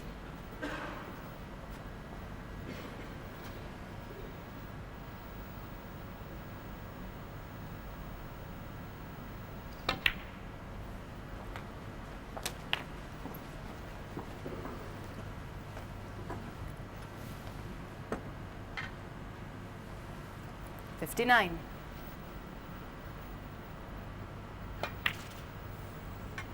60.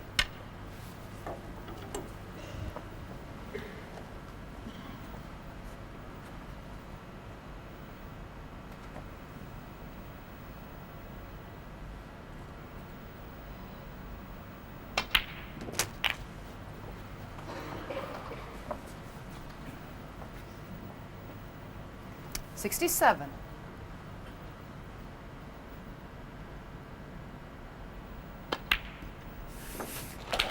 Chance now as the crowd applaud for the fact that he's gone over the winning line this frame. All that remains, can we have the first century of the afternoon? Play the little cannon on the pink here. Doesn't have to. He can play for the loose red, of course, if he can get hold of the cue ball. I don't know what angle. Yes, he can hold it. I thought it was probably a little bit too thin to hold, but he can hold it. Deserves a century the way he's played these. He's played them perfectly. 73. As you say, Willie, this is just what the doctor ordered. 74. You just got the feeling with, as I say, the first four frames, Could have gone either way, but to be 3-1 down, that would have been a real blow for Stephen. But he's come out and found the perfect answer. One chance, and it's a frame winner. 80.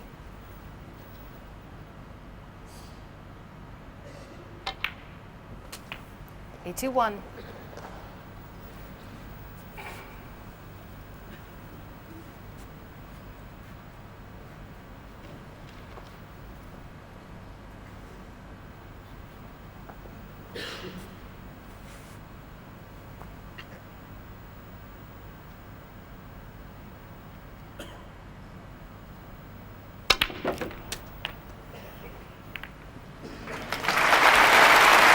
Just the cannon to perfection, so every reason now to suspect this large 88. crowd will be treated to a Hendry century. 89.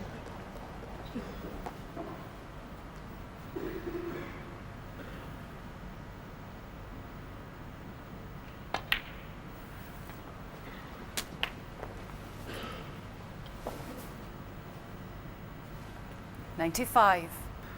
Amazingly enough, this will be century 699. 96. For this man's incredible break building career. So he could get his 700th in this match. 699 on the board, far and away for any other player in the game. 103. 104. Frame 4. The 3-1 behind it. He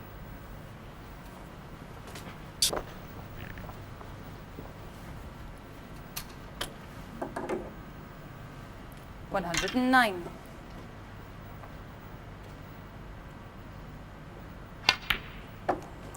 111.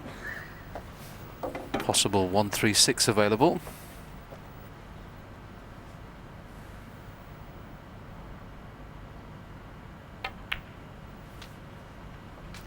$114.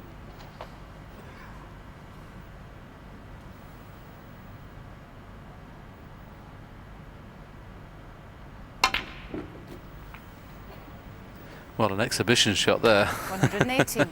And the fact that it's caught the jaw, is the side took hold.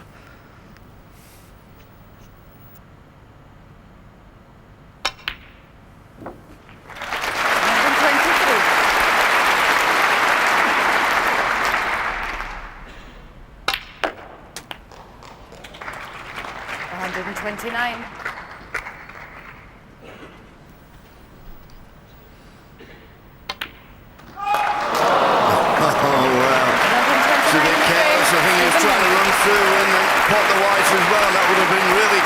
Table. But no matter, he needed a good start to the second half of this match. He's got it, and he's reduced his arrears with that marvellous 129 break to 3 frames to 2.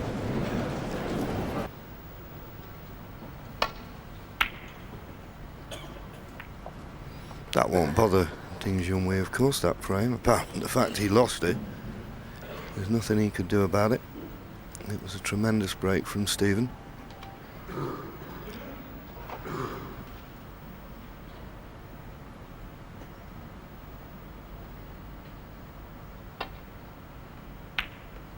Not tempted to take the long pot on because there was, well, no value in it really. Couldn't be guaranteed to be on a colour, and if he was to miss it, could have left anything.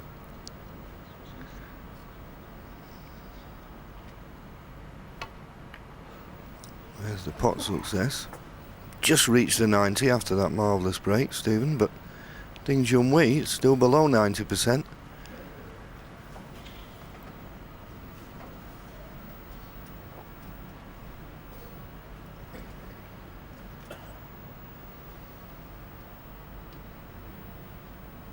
Even giving this plenty of thought, I can't see a path back to the balk end. That's why he's concerned. Swerving to play the red on the right hand side of the table, just leave the cue ball near this top cushion.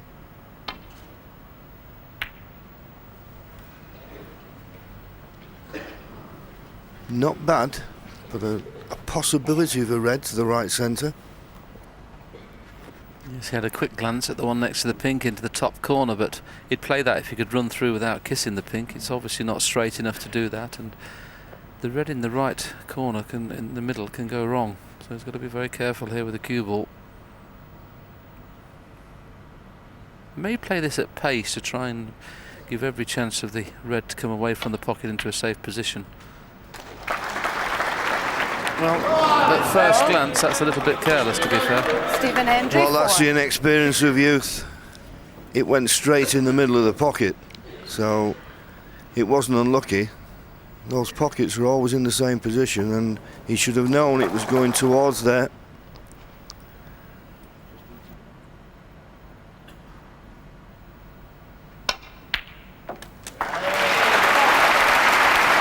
Terrific red from Stephen, but he just didn't hold the cue ball. This black still may be cuttable, but would it be too risky? It was a tremendous pot. He's taking it on. Tough shot, this. Yes, you feel great when these go in, but if you miss them, you feel silly. It's gone in. He'll feel great when he's on the next red.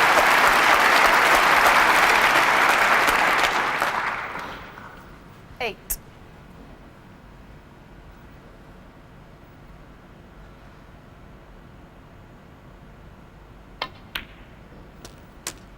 Nine.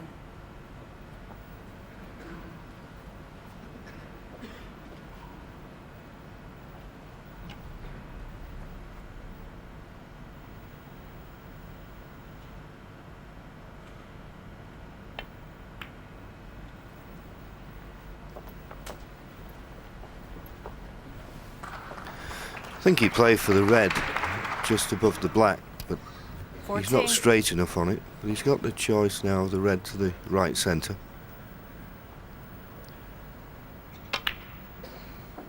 15.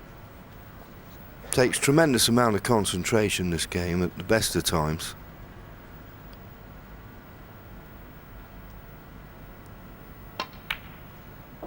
But when you've just made a 129 break in the last frame, now he's back in again, hoping to repeat 22. that feat. This is where all those hours of practice to build up your concentration. You can't afford to switch off for a second, because that could be a pot missed. 23.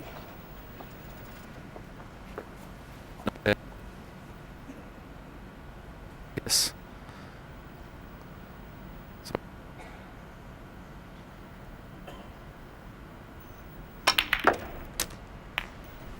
Played the cannon. It's not quite worked out as planned. In fact, is he on anything? 30. Been lucky not to be. Oh, there's a gap. He can just get through to the red to the right centre. It's not as bad as I and Stephen at first thought. He's just on this red.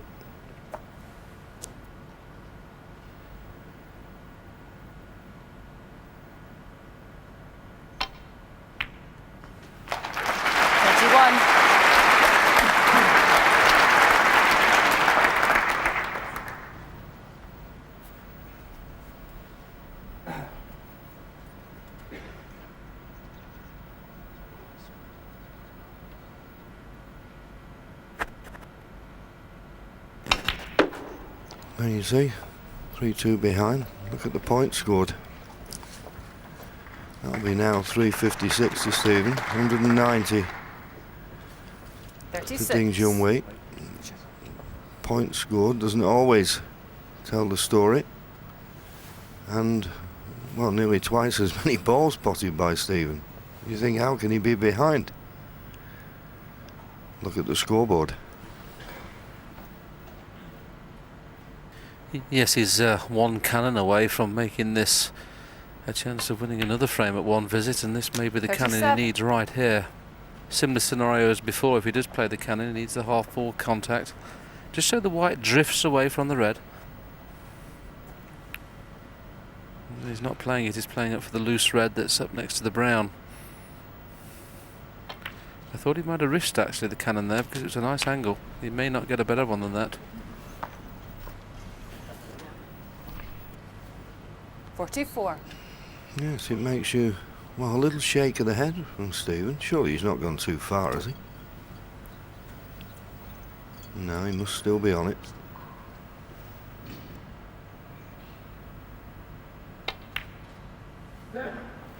$45. Yes, and normally we see Stephen play this type of shot, pot the blue into the pink full ball and let the combination of happenings open the reds up, but he needs a good split here. Don't think there's any one red he can play on.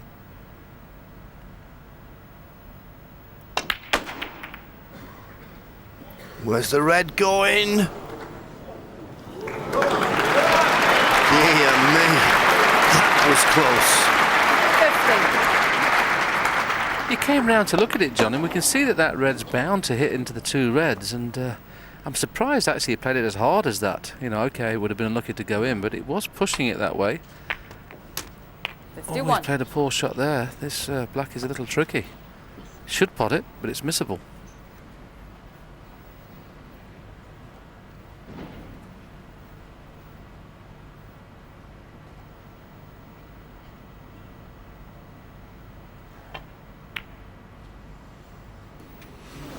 No. Stephen Hendry, 51. Well, it looked as though he had a result when that red didn't go into the corner pocket, but the positional shot he played off it was poor. And it was bad enough to make him miss the black. Chance gone.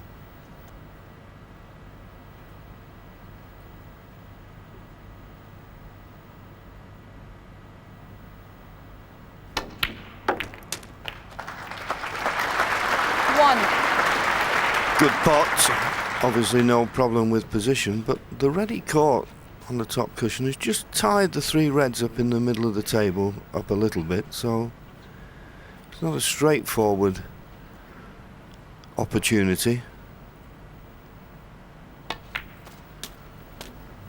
And there you see, played cushion first off that straight black so he could manoeuvre the cue ball, and he played it pretty well. 8. Yes, if you think frame 4 would have hurt Stephen Hendry to go 3-1 behind at the interval, this would be up there with the same pain because this is a frame. He looked absolute certain to level at 3-all when he was in the balls on that break of 55. This could really turn the match. If Ding Junhui wins this 9. frame, you'd have to think it would be a good thing to win the match.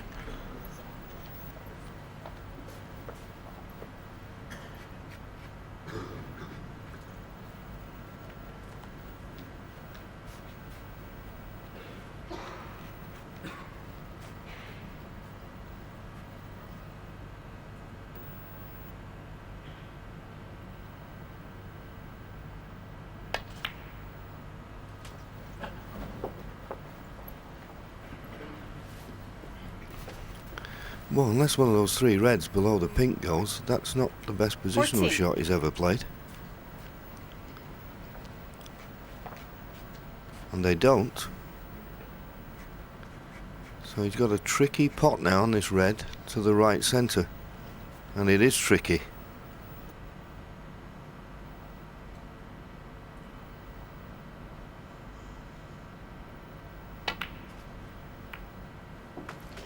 Good shot, good kiss, but needs something to be available. I think the bottom red of the three will pot in the middle. So we can play this black with a little bit of check side. Just check it up off the cushion. And get onto that red into the middle pocket. Here we see the pot. He played round the back of the black. He didn't play the kiss, so it's a bit fortunate, the kiss. Well, it looks like he's playing it at pace, so he may be playing to bring all three reds into play here. He was, and has he been fortunate to get on one of them? Maybe not easy. 22.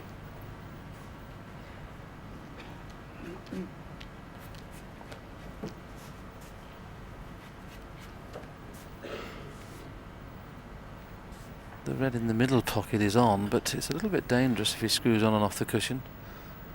Could leave at least one red into the opposite middle. Oh, it's there. Brilliant shot. Well played. Deserved to win the frame with that one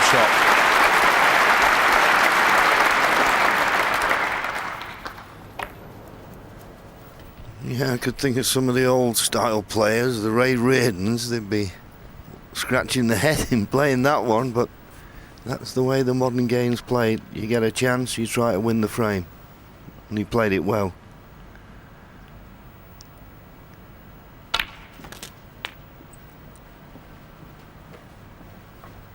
Of course, Stephen Hendry was for me, the first man to introduce this 30. all-out attacking play.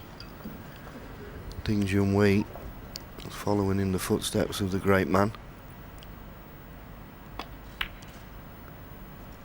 31.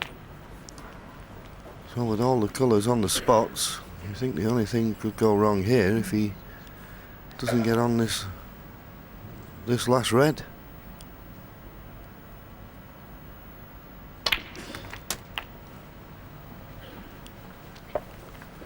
Well, he's not inch perfect on it. 38.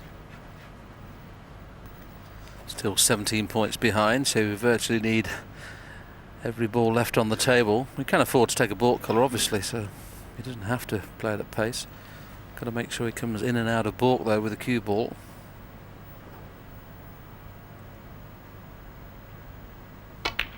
The red's there. How's the cue ball? 39. It's top side of the blue. It's to the inch, and it is to the inch.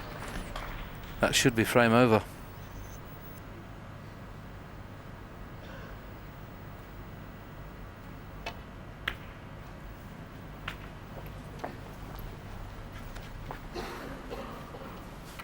Yeah, he just didn't have the perfect angle on the blue, so he's a little bit further away from this yellow than he would have 44. liked. So he's still a little bit of a question mark here.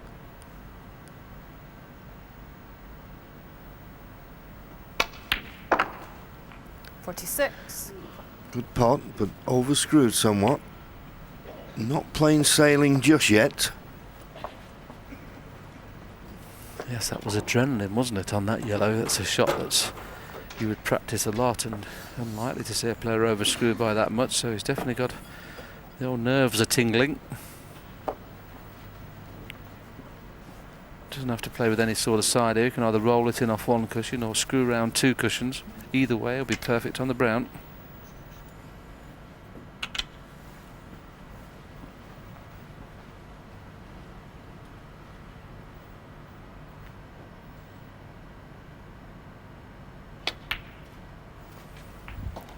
.49.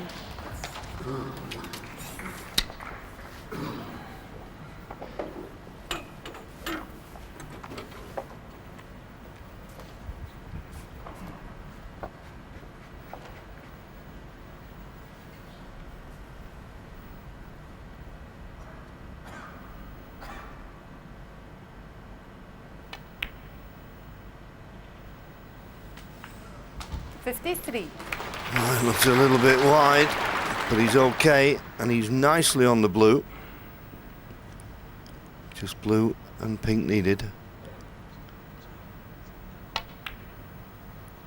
58. He'll be upset losing this one, Stephen. But he has. Stephen Hendry was in amongst the balls. Made a break of 51, missed unexpectedly, and Ding Junhui walks out of the arena. He'll be well pleased. He's now back 2 frames in front once again at 4-2.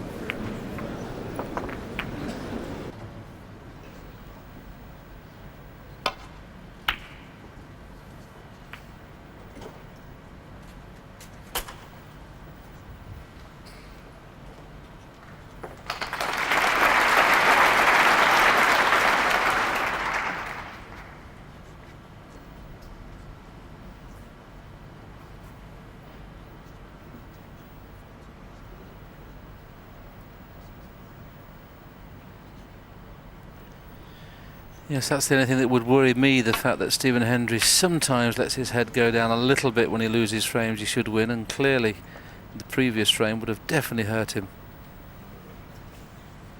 Goes without saying, it's a massive difference, isn't it? 3-all or 4-2. and he'll feel that he definitely should be 3-all.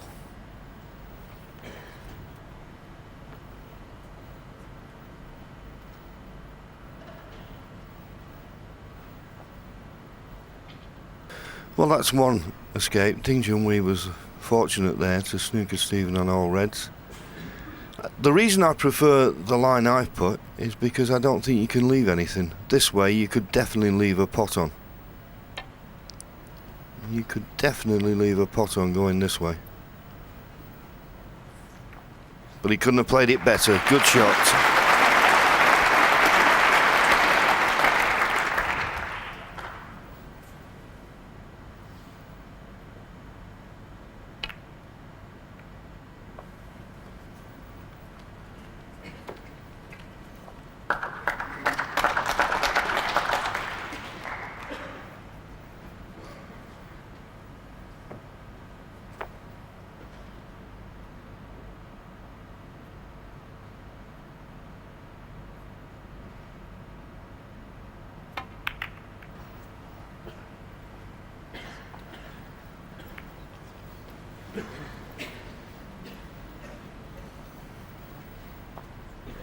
That was a very, very careless safety shot from Stephen Hendry. Really careless.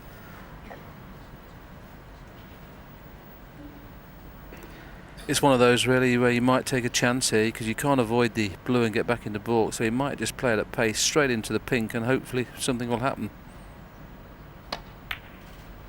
Well, that's what he tried to do, and he's been a little unfortunate actually. 1. Played a good shot there.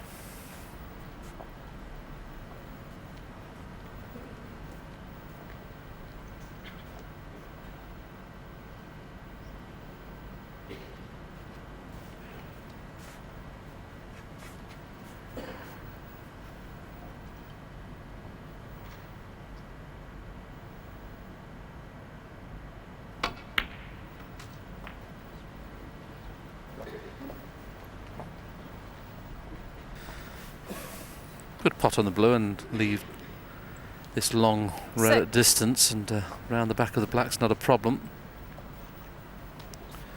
Blue or baulk colour, I would suggest, is his choice here.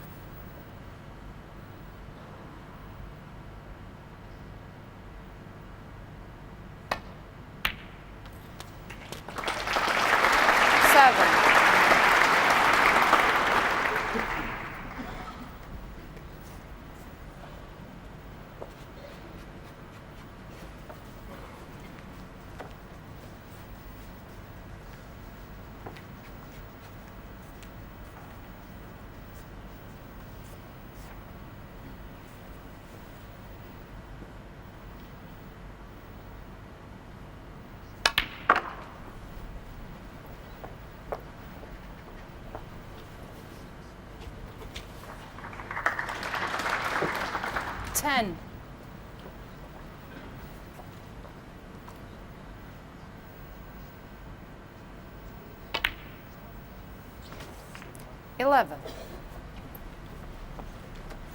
Yes, we saw Stephen Hendry play a very, very poor safety shot when he cannoned into the brown. You can see that the brown's off its spot.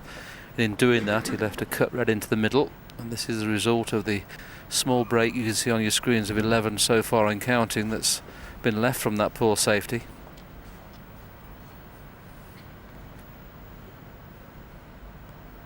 There's a red loose at the back of the bunch, so he doesn't necessarily have to go into them here. And the way he's played that, I presume the red in the middle of the bunch will pot.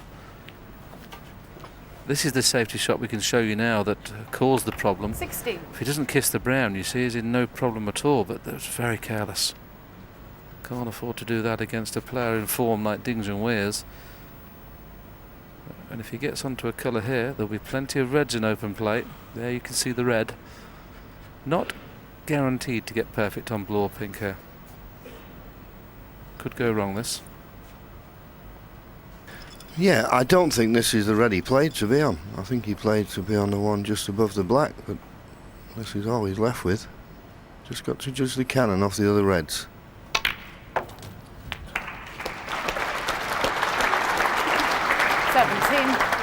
It'll have to be the pink, because I don't think the blue goes in to the far left corner. Well, it might just go. I think if you had a choice, you'd rather play the blue, because the blue you just got to pot it, but maybe it doesn't go. Obviously the pink's available, but man, he's such a good potter, and he's very good at playing little cannons on other balls.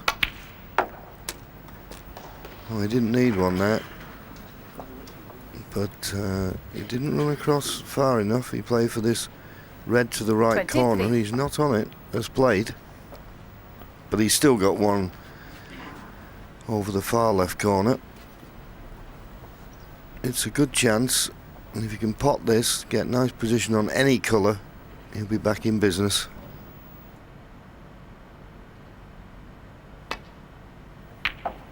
John Parrott came out with a great 24. point for me when he suggested that he's a different animal, Ding Junhui. Some young players would probably struggle to get over the line against somebody of the legendary qualities of Stephen Hendry.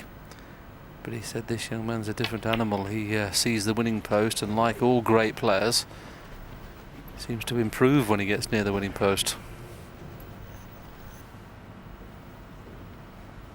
28.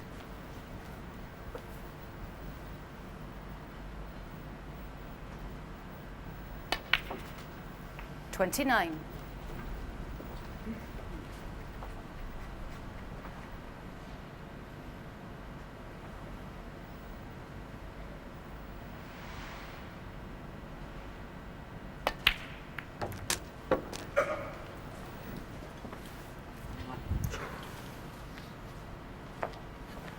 $35.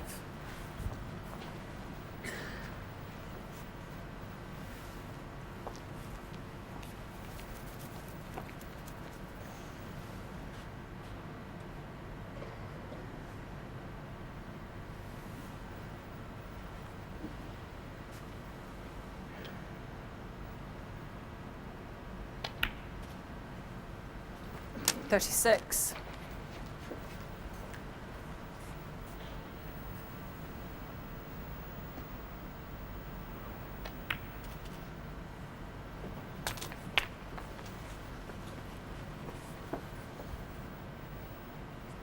$43.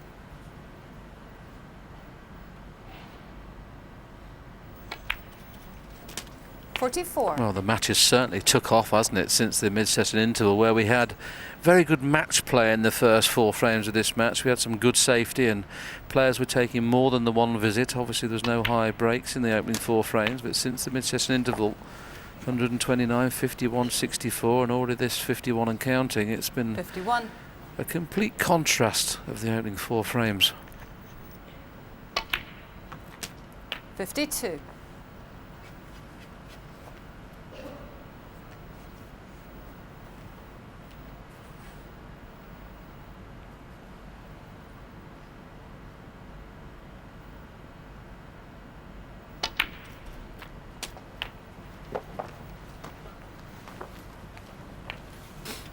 Just a little bit short of pace, but 59. I think he can.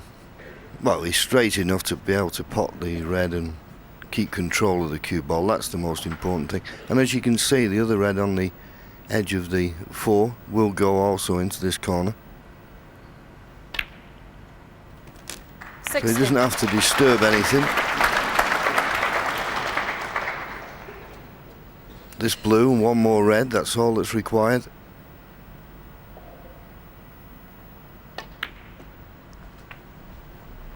This is the problem for Stephen Hendry. He had the chance in the last frame, missed the black off the spot. 65. Looked to be going 3 apiece. Good clearance from Ding Junhui. 66. And a poor safety in this frame has now really made Ding a very warm favourite to take this match. It's going to be 5-2 for certain. Just 73. 1 away from a place in the final.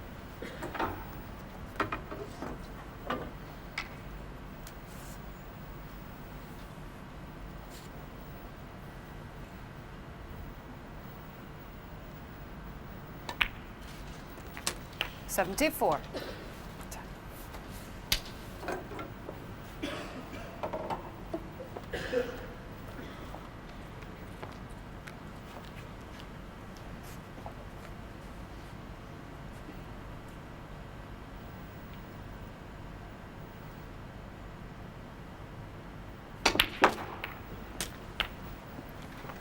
Very, very clever cannon. I think the red's available into the middle. So Hendry made a 81. break of 129 in frame 5.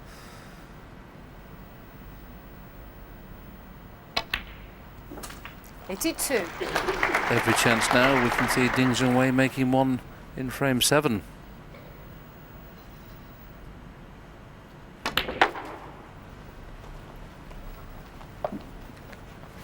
Well, he made that look so easy, but that was superbly cued. 87.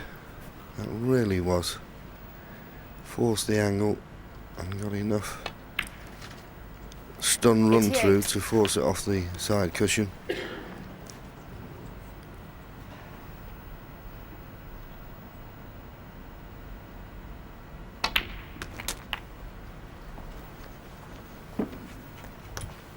Good stuff this from the young man. 95.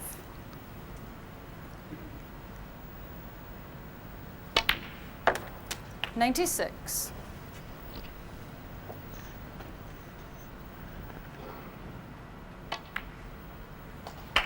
Very well played. This young man only turned pro in 2003. 101. This is his 4th season and he's already made now 86 centuries. 103. So that's averaging about 22 a season, which is up there with the all-time greats. He could be anything, this guy. 106.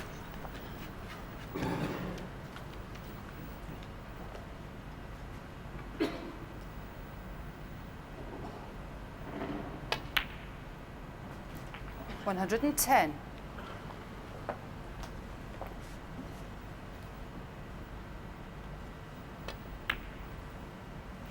$115.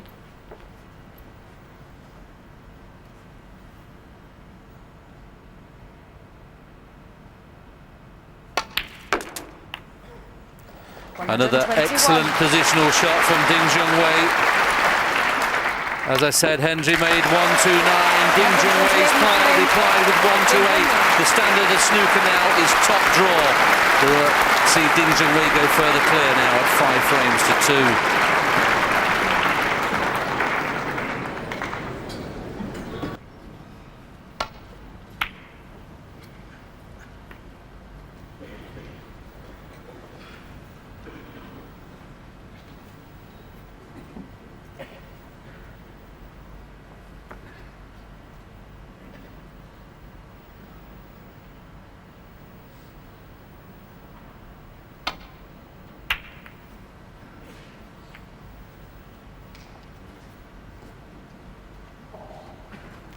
It's not as if Stephen Hendry's played poorly, really. He's had breaks of 48 in the opening frame, 56, 42, 129, 51.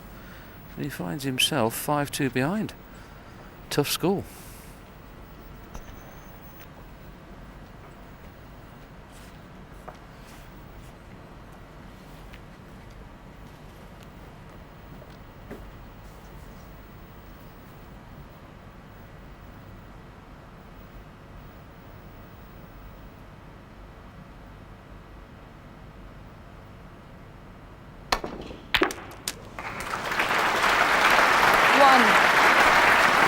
Okay, he was only making certain of the pots. He couldn't get on a colour, but terrific cueing. Look at that cue, straight through the cue ball.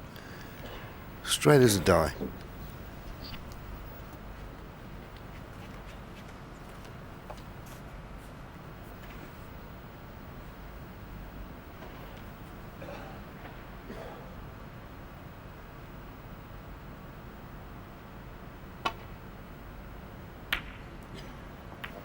Junhui 1. Yes, that was a poor safety shot. The previous poor safety was played by Stephen Hendry. It cost him 128. This time the poor safety, I can't see a straightforward red on for Stephen, so it's not absolutely straightforward to get back into baulk. So that kiss has actually put Stephen Hendry in trouble.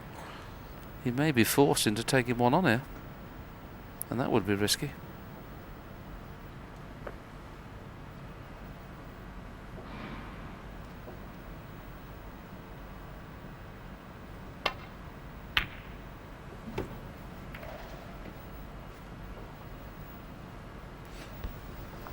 Was unable to get the cue ball back to the baulk end. Now the red that's closest to the cue ball, if it was straight to the far right corner, I could see Ding Junhui taking it on. But if it isn't, and it isn't, so the potting angle of that, if you look, if he potted it, he'd just be running into the reds below the pink. So no value, just a safety.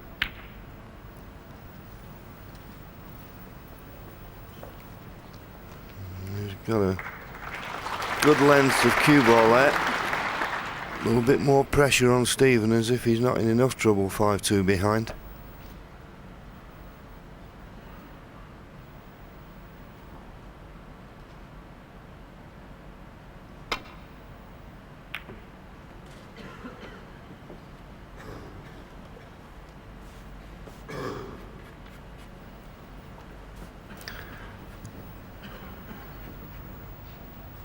Well, here we go. This is the red where I said no value, and that's what would have happened.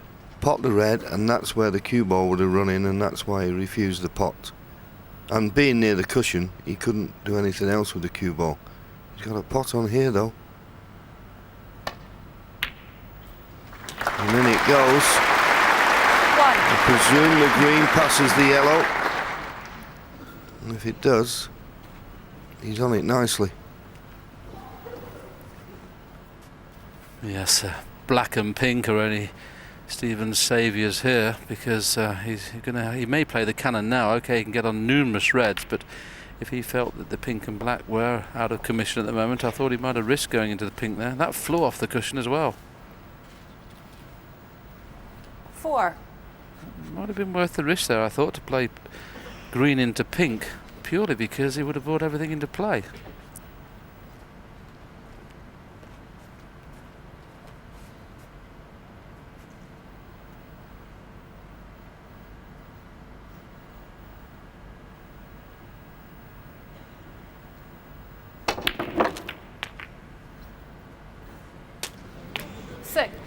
Well, it's a tremendous pot.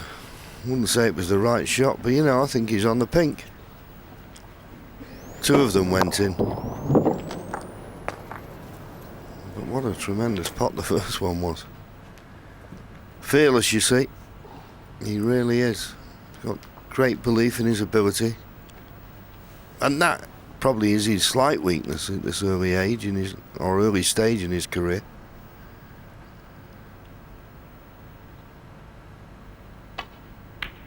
He thinks he can pot anything.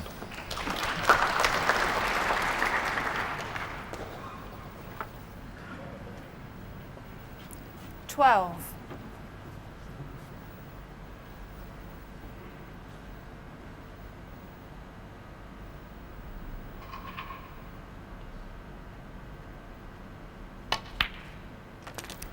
Well, this would be the end, you would think, if the black had have been in open play, with the pink being out of commission. There's a little bit of work to do yet before you consider him winning frame and match at this visit.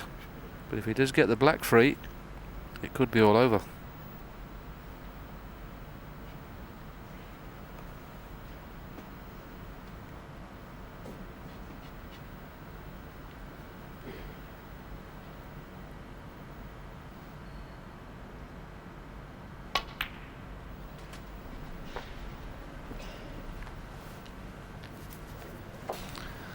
Well, he got a couple of unwanted kisses there on reds, but he's still on the red he played for.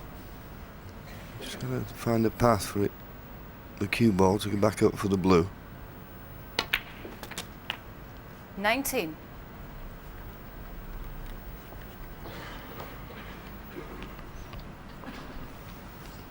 Everybody keeps giving Ding Junhui rave reviews, and I think what we've seen after the interval, you can see why. Because what was more notorious about the... Well, he made a 1-2-8, but the frame before that, the 24. 6th frame, Stephen had been in and made a 1-2-9, so he never had a shot in that frame. Stephen was in the 6th frame, made a break of 25. 51. And then the first chance he gets, he clears up with a 64 break, like they were all over the pockets. So great temperament, and above all, great ability. And even this is excellent because he's had to get topside the blue on 3 occasions now, and as you can clearly see, he's played it to the inch every time so far. As I said a little early though, not guaranteed to win at this visit. Once he gets rid of the red away from the pink spot, which 30. he'll try and do very quickly now, he'll play up for the pink rather than for the blue. But it's going to be 2 or 3 shots away before he can do that. Has he got top side of the blue again? 31. Only just.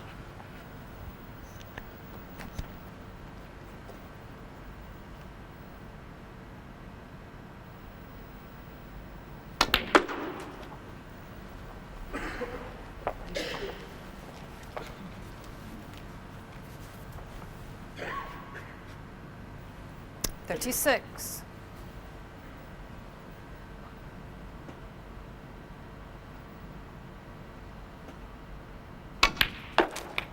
37.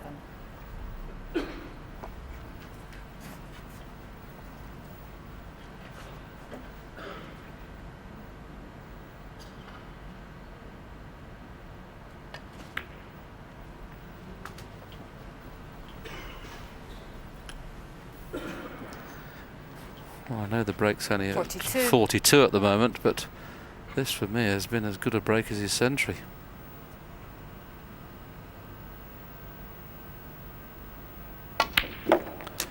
Now he's got rid of all the reds that are around the pink 43. spot area. And the thing that's impressed me more, John, he's played for 6 blues during this game, and every time he's got just the 1.5 inches past the dead straight to make it an easy positional shot.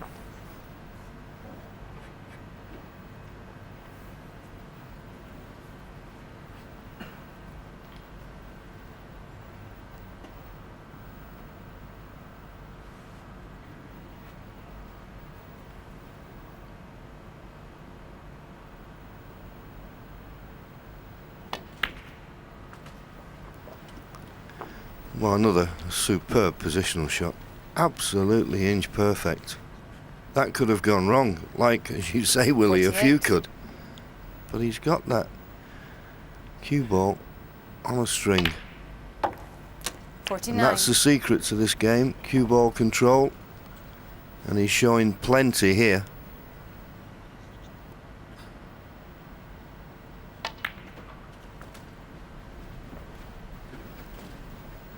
This has been flawless. 54. Won the frame and match off just the blue only is absolutely 55. top draw. Top draw. Stephen Hendry, when he sat down, must have thought where the balls are, unless he gets pink or black in display, he'll score about 30. This undoubtedly the break of the match 60. so far.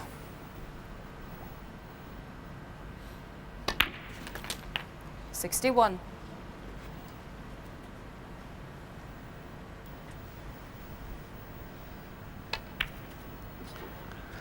Well, he's missed the black, but it won't Junhui, matter. 61. Stephen Hendry raised his game after the mid-session interval, but so did Ding Junhui. The young Chinese player sensation once again proves what everybody's saying, a champion could be the youngest ever.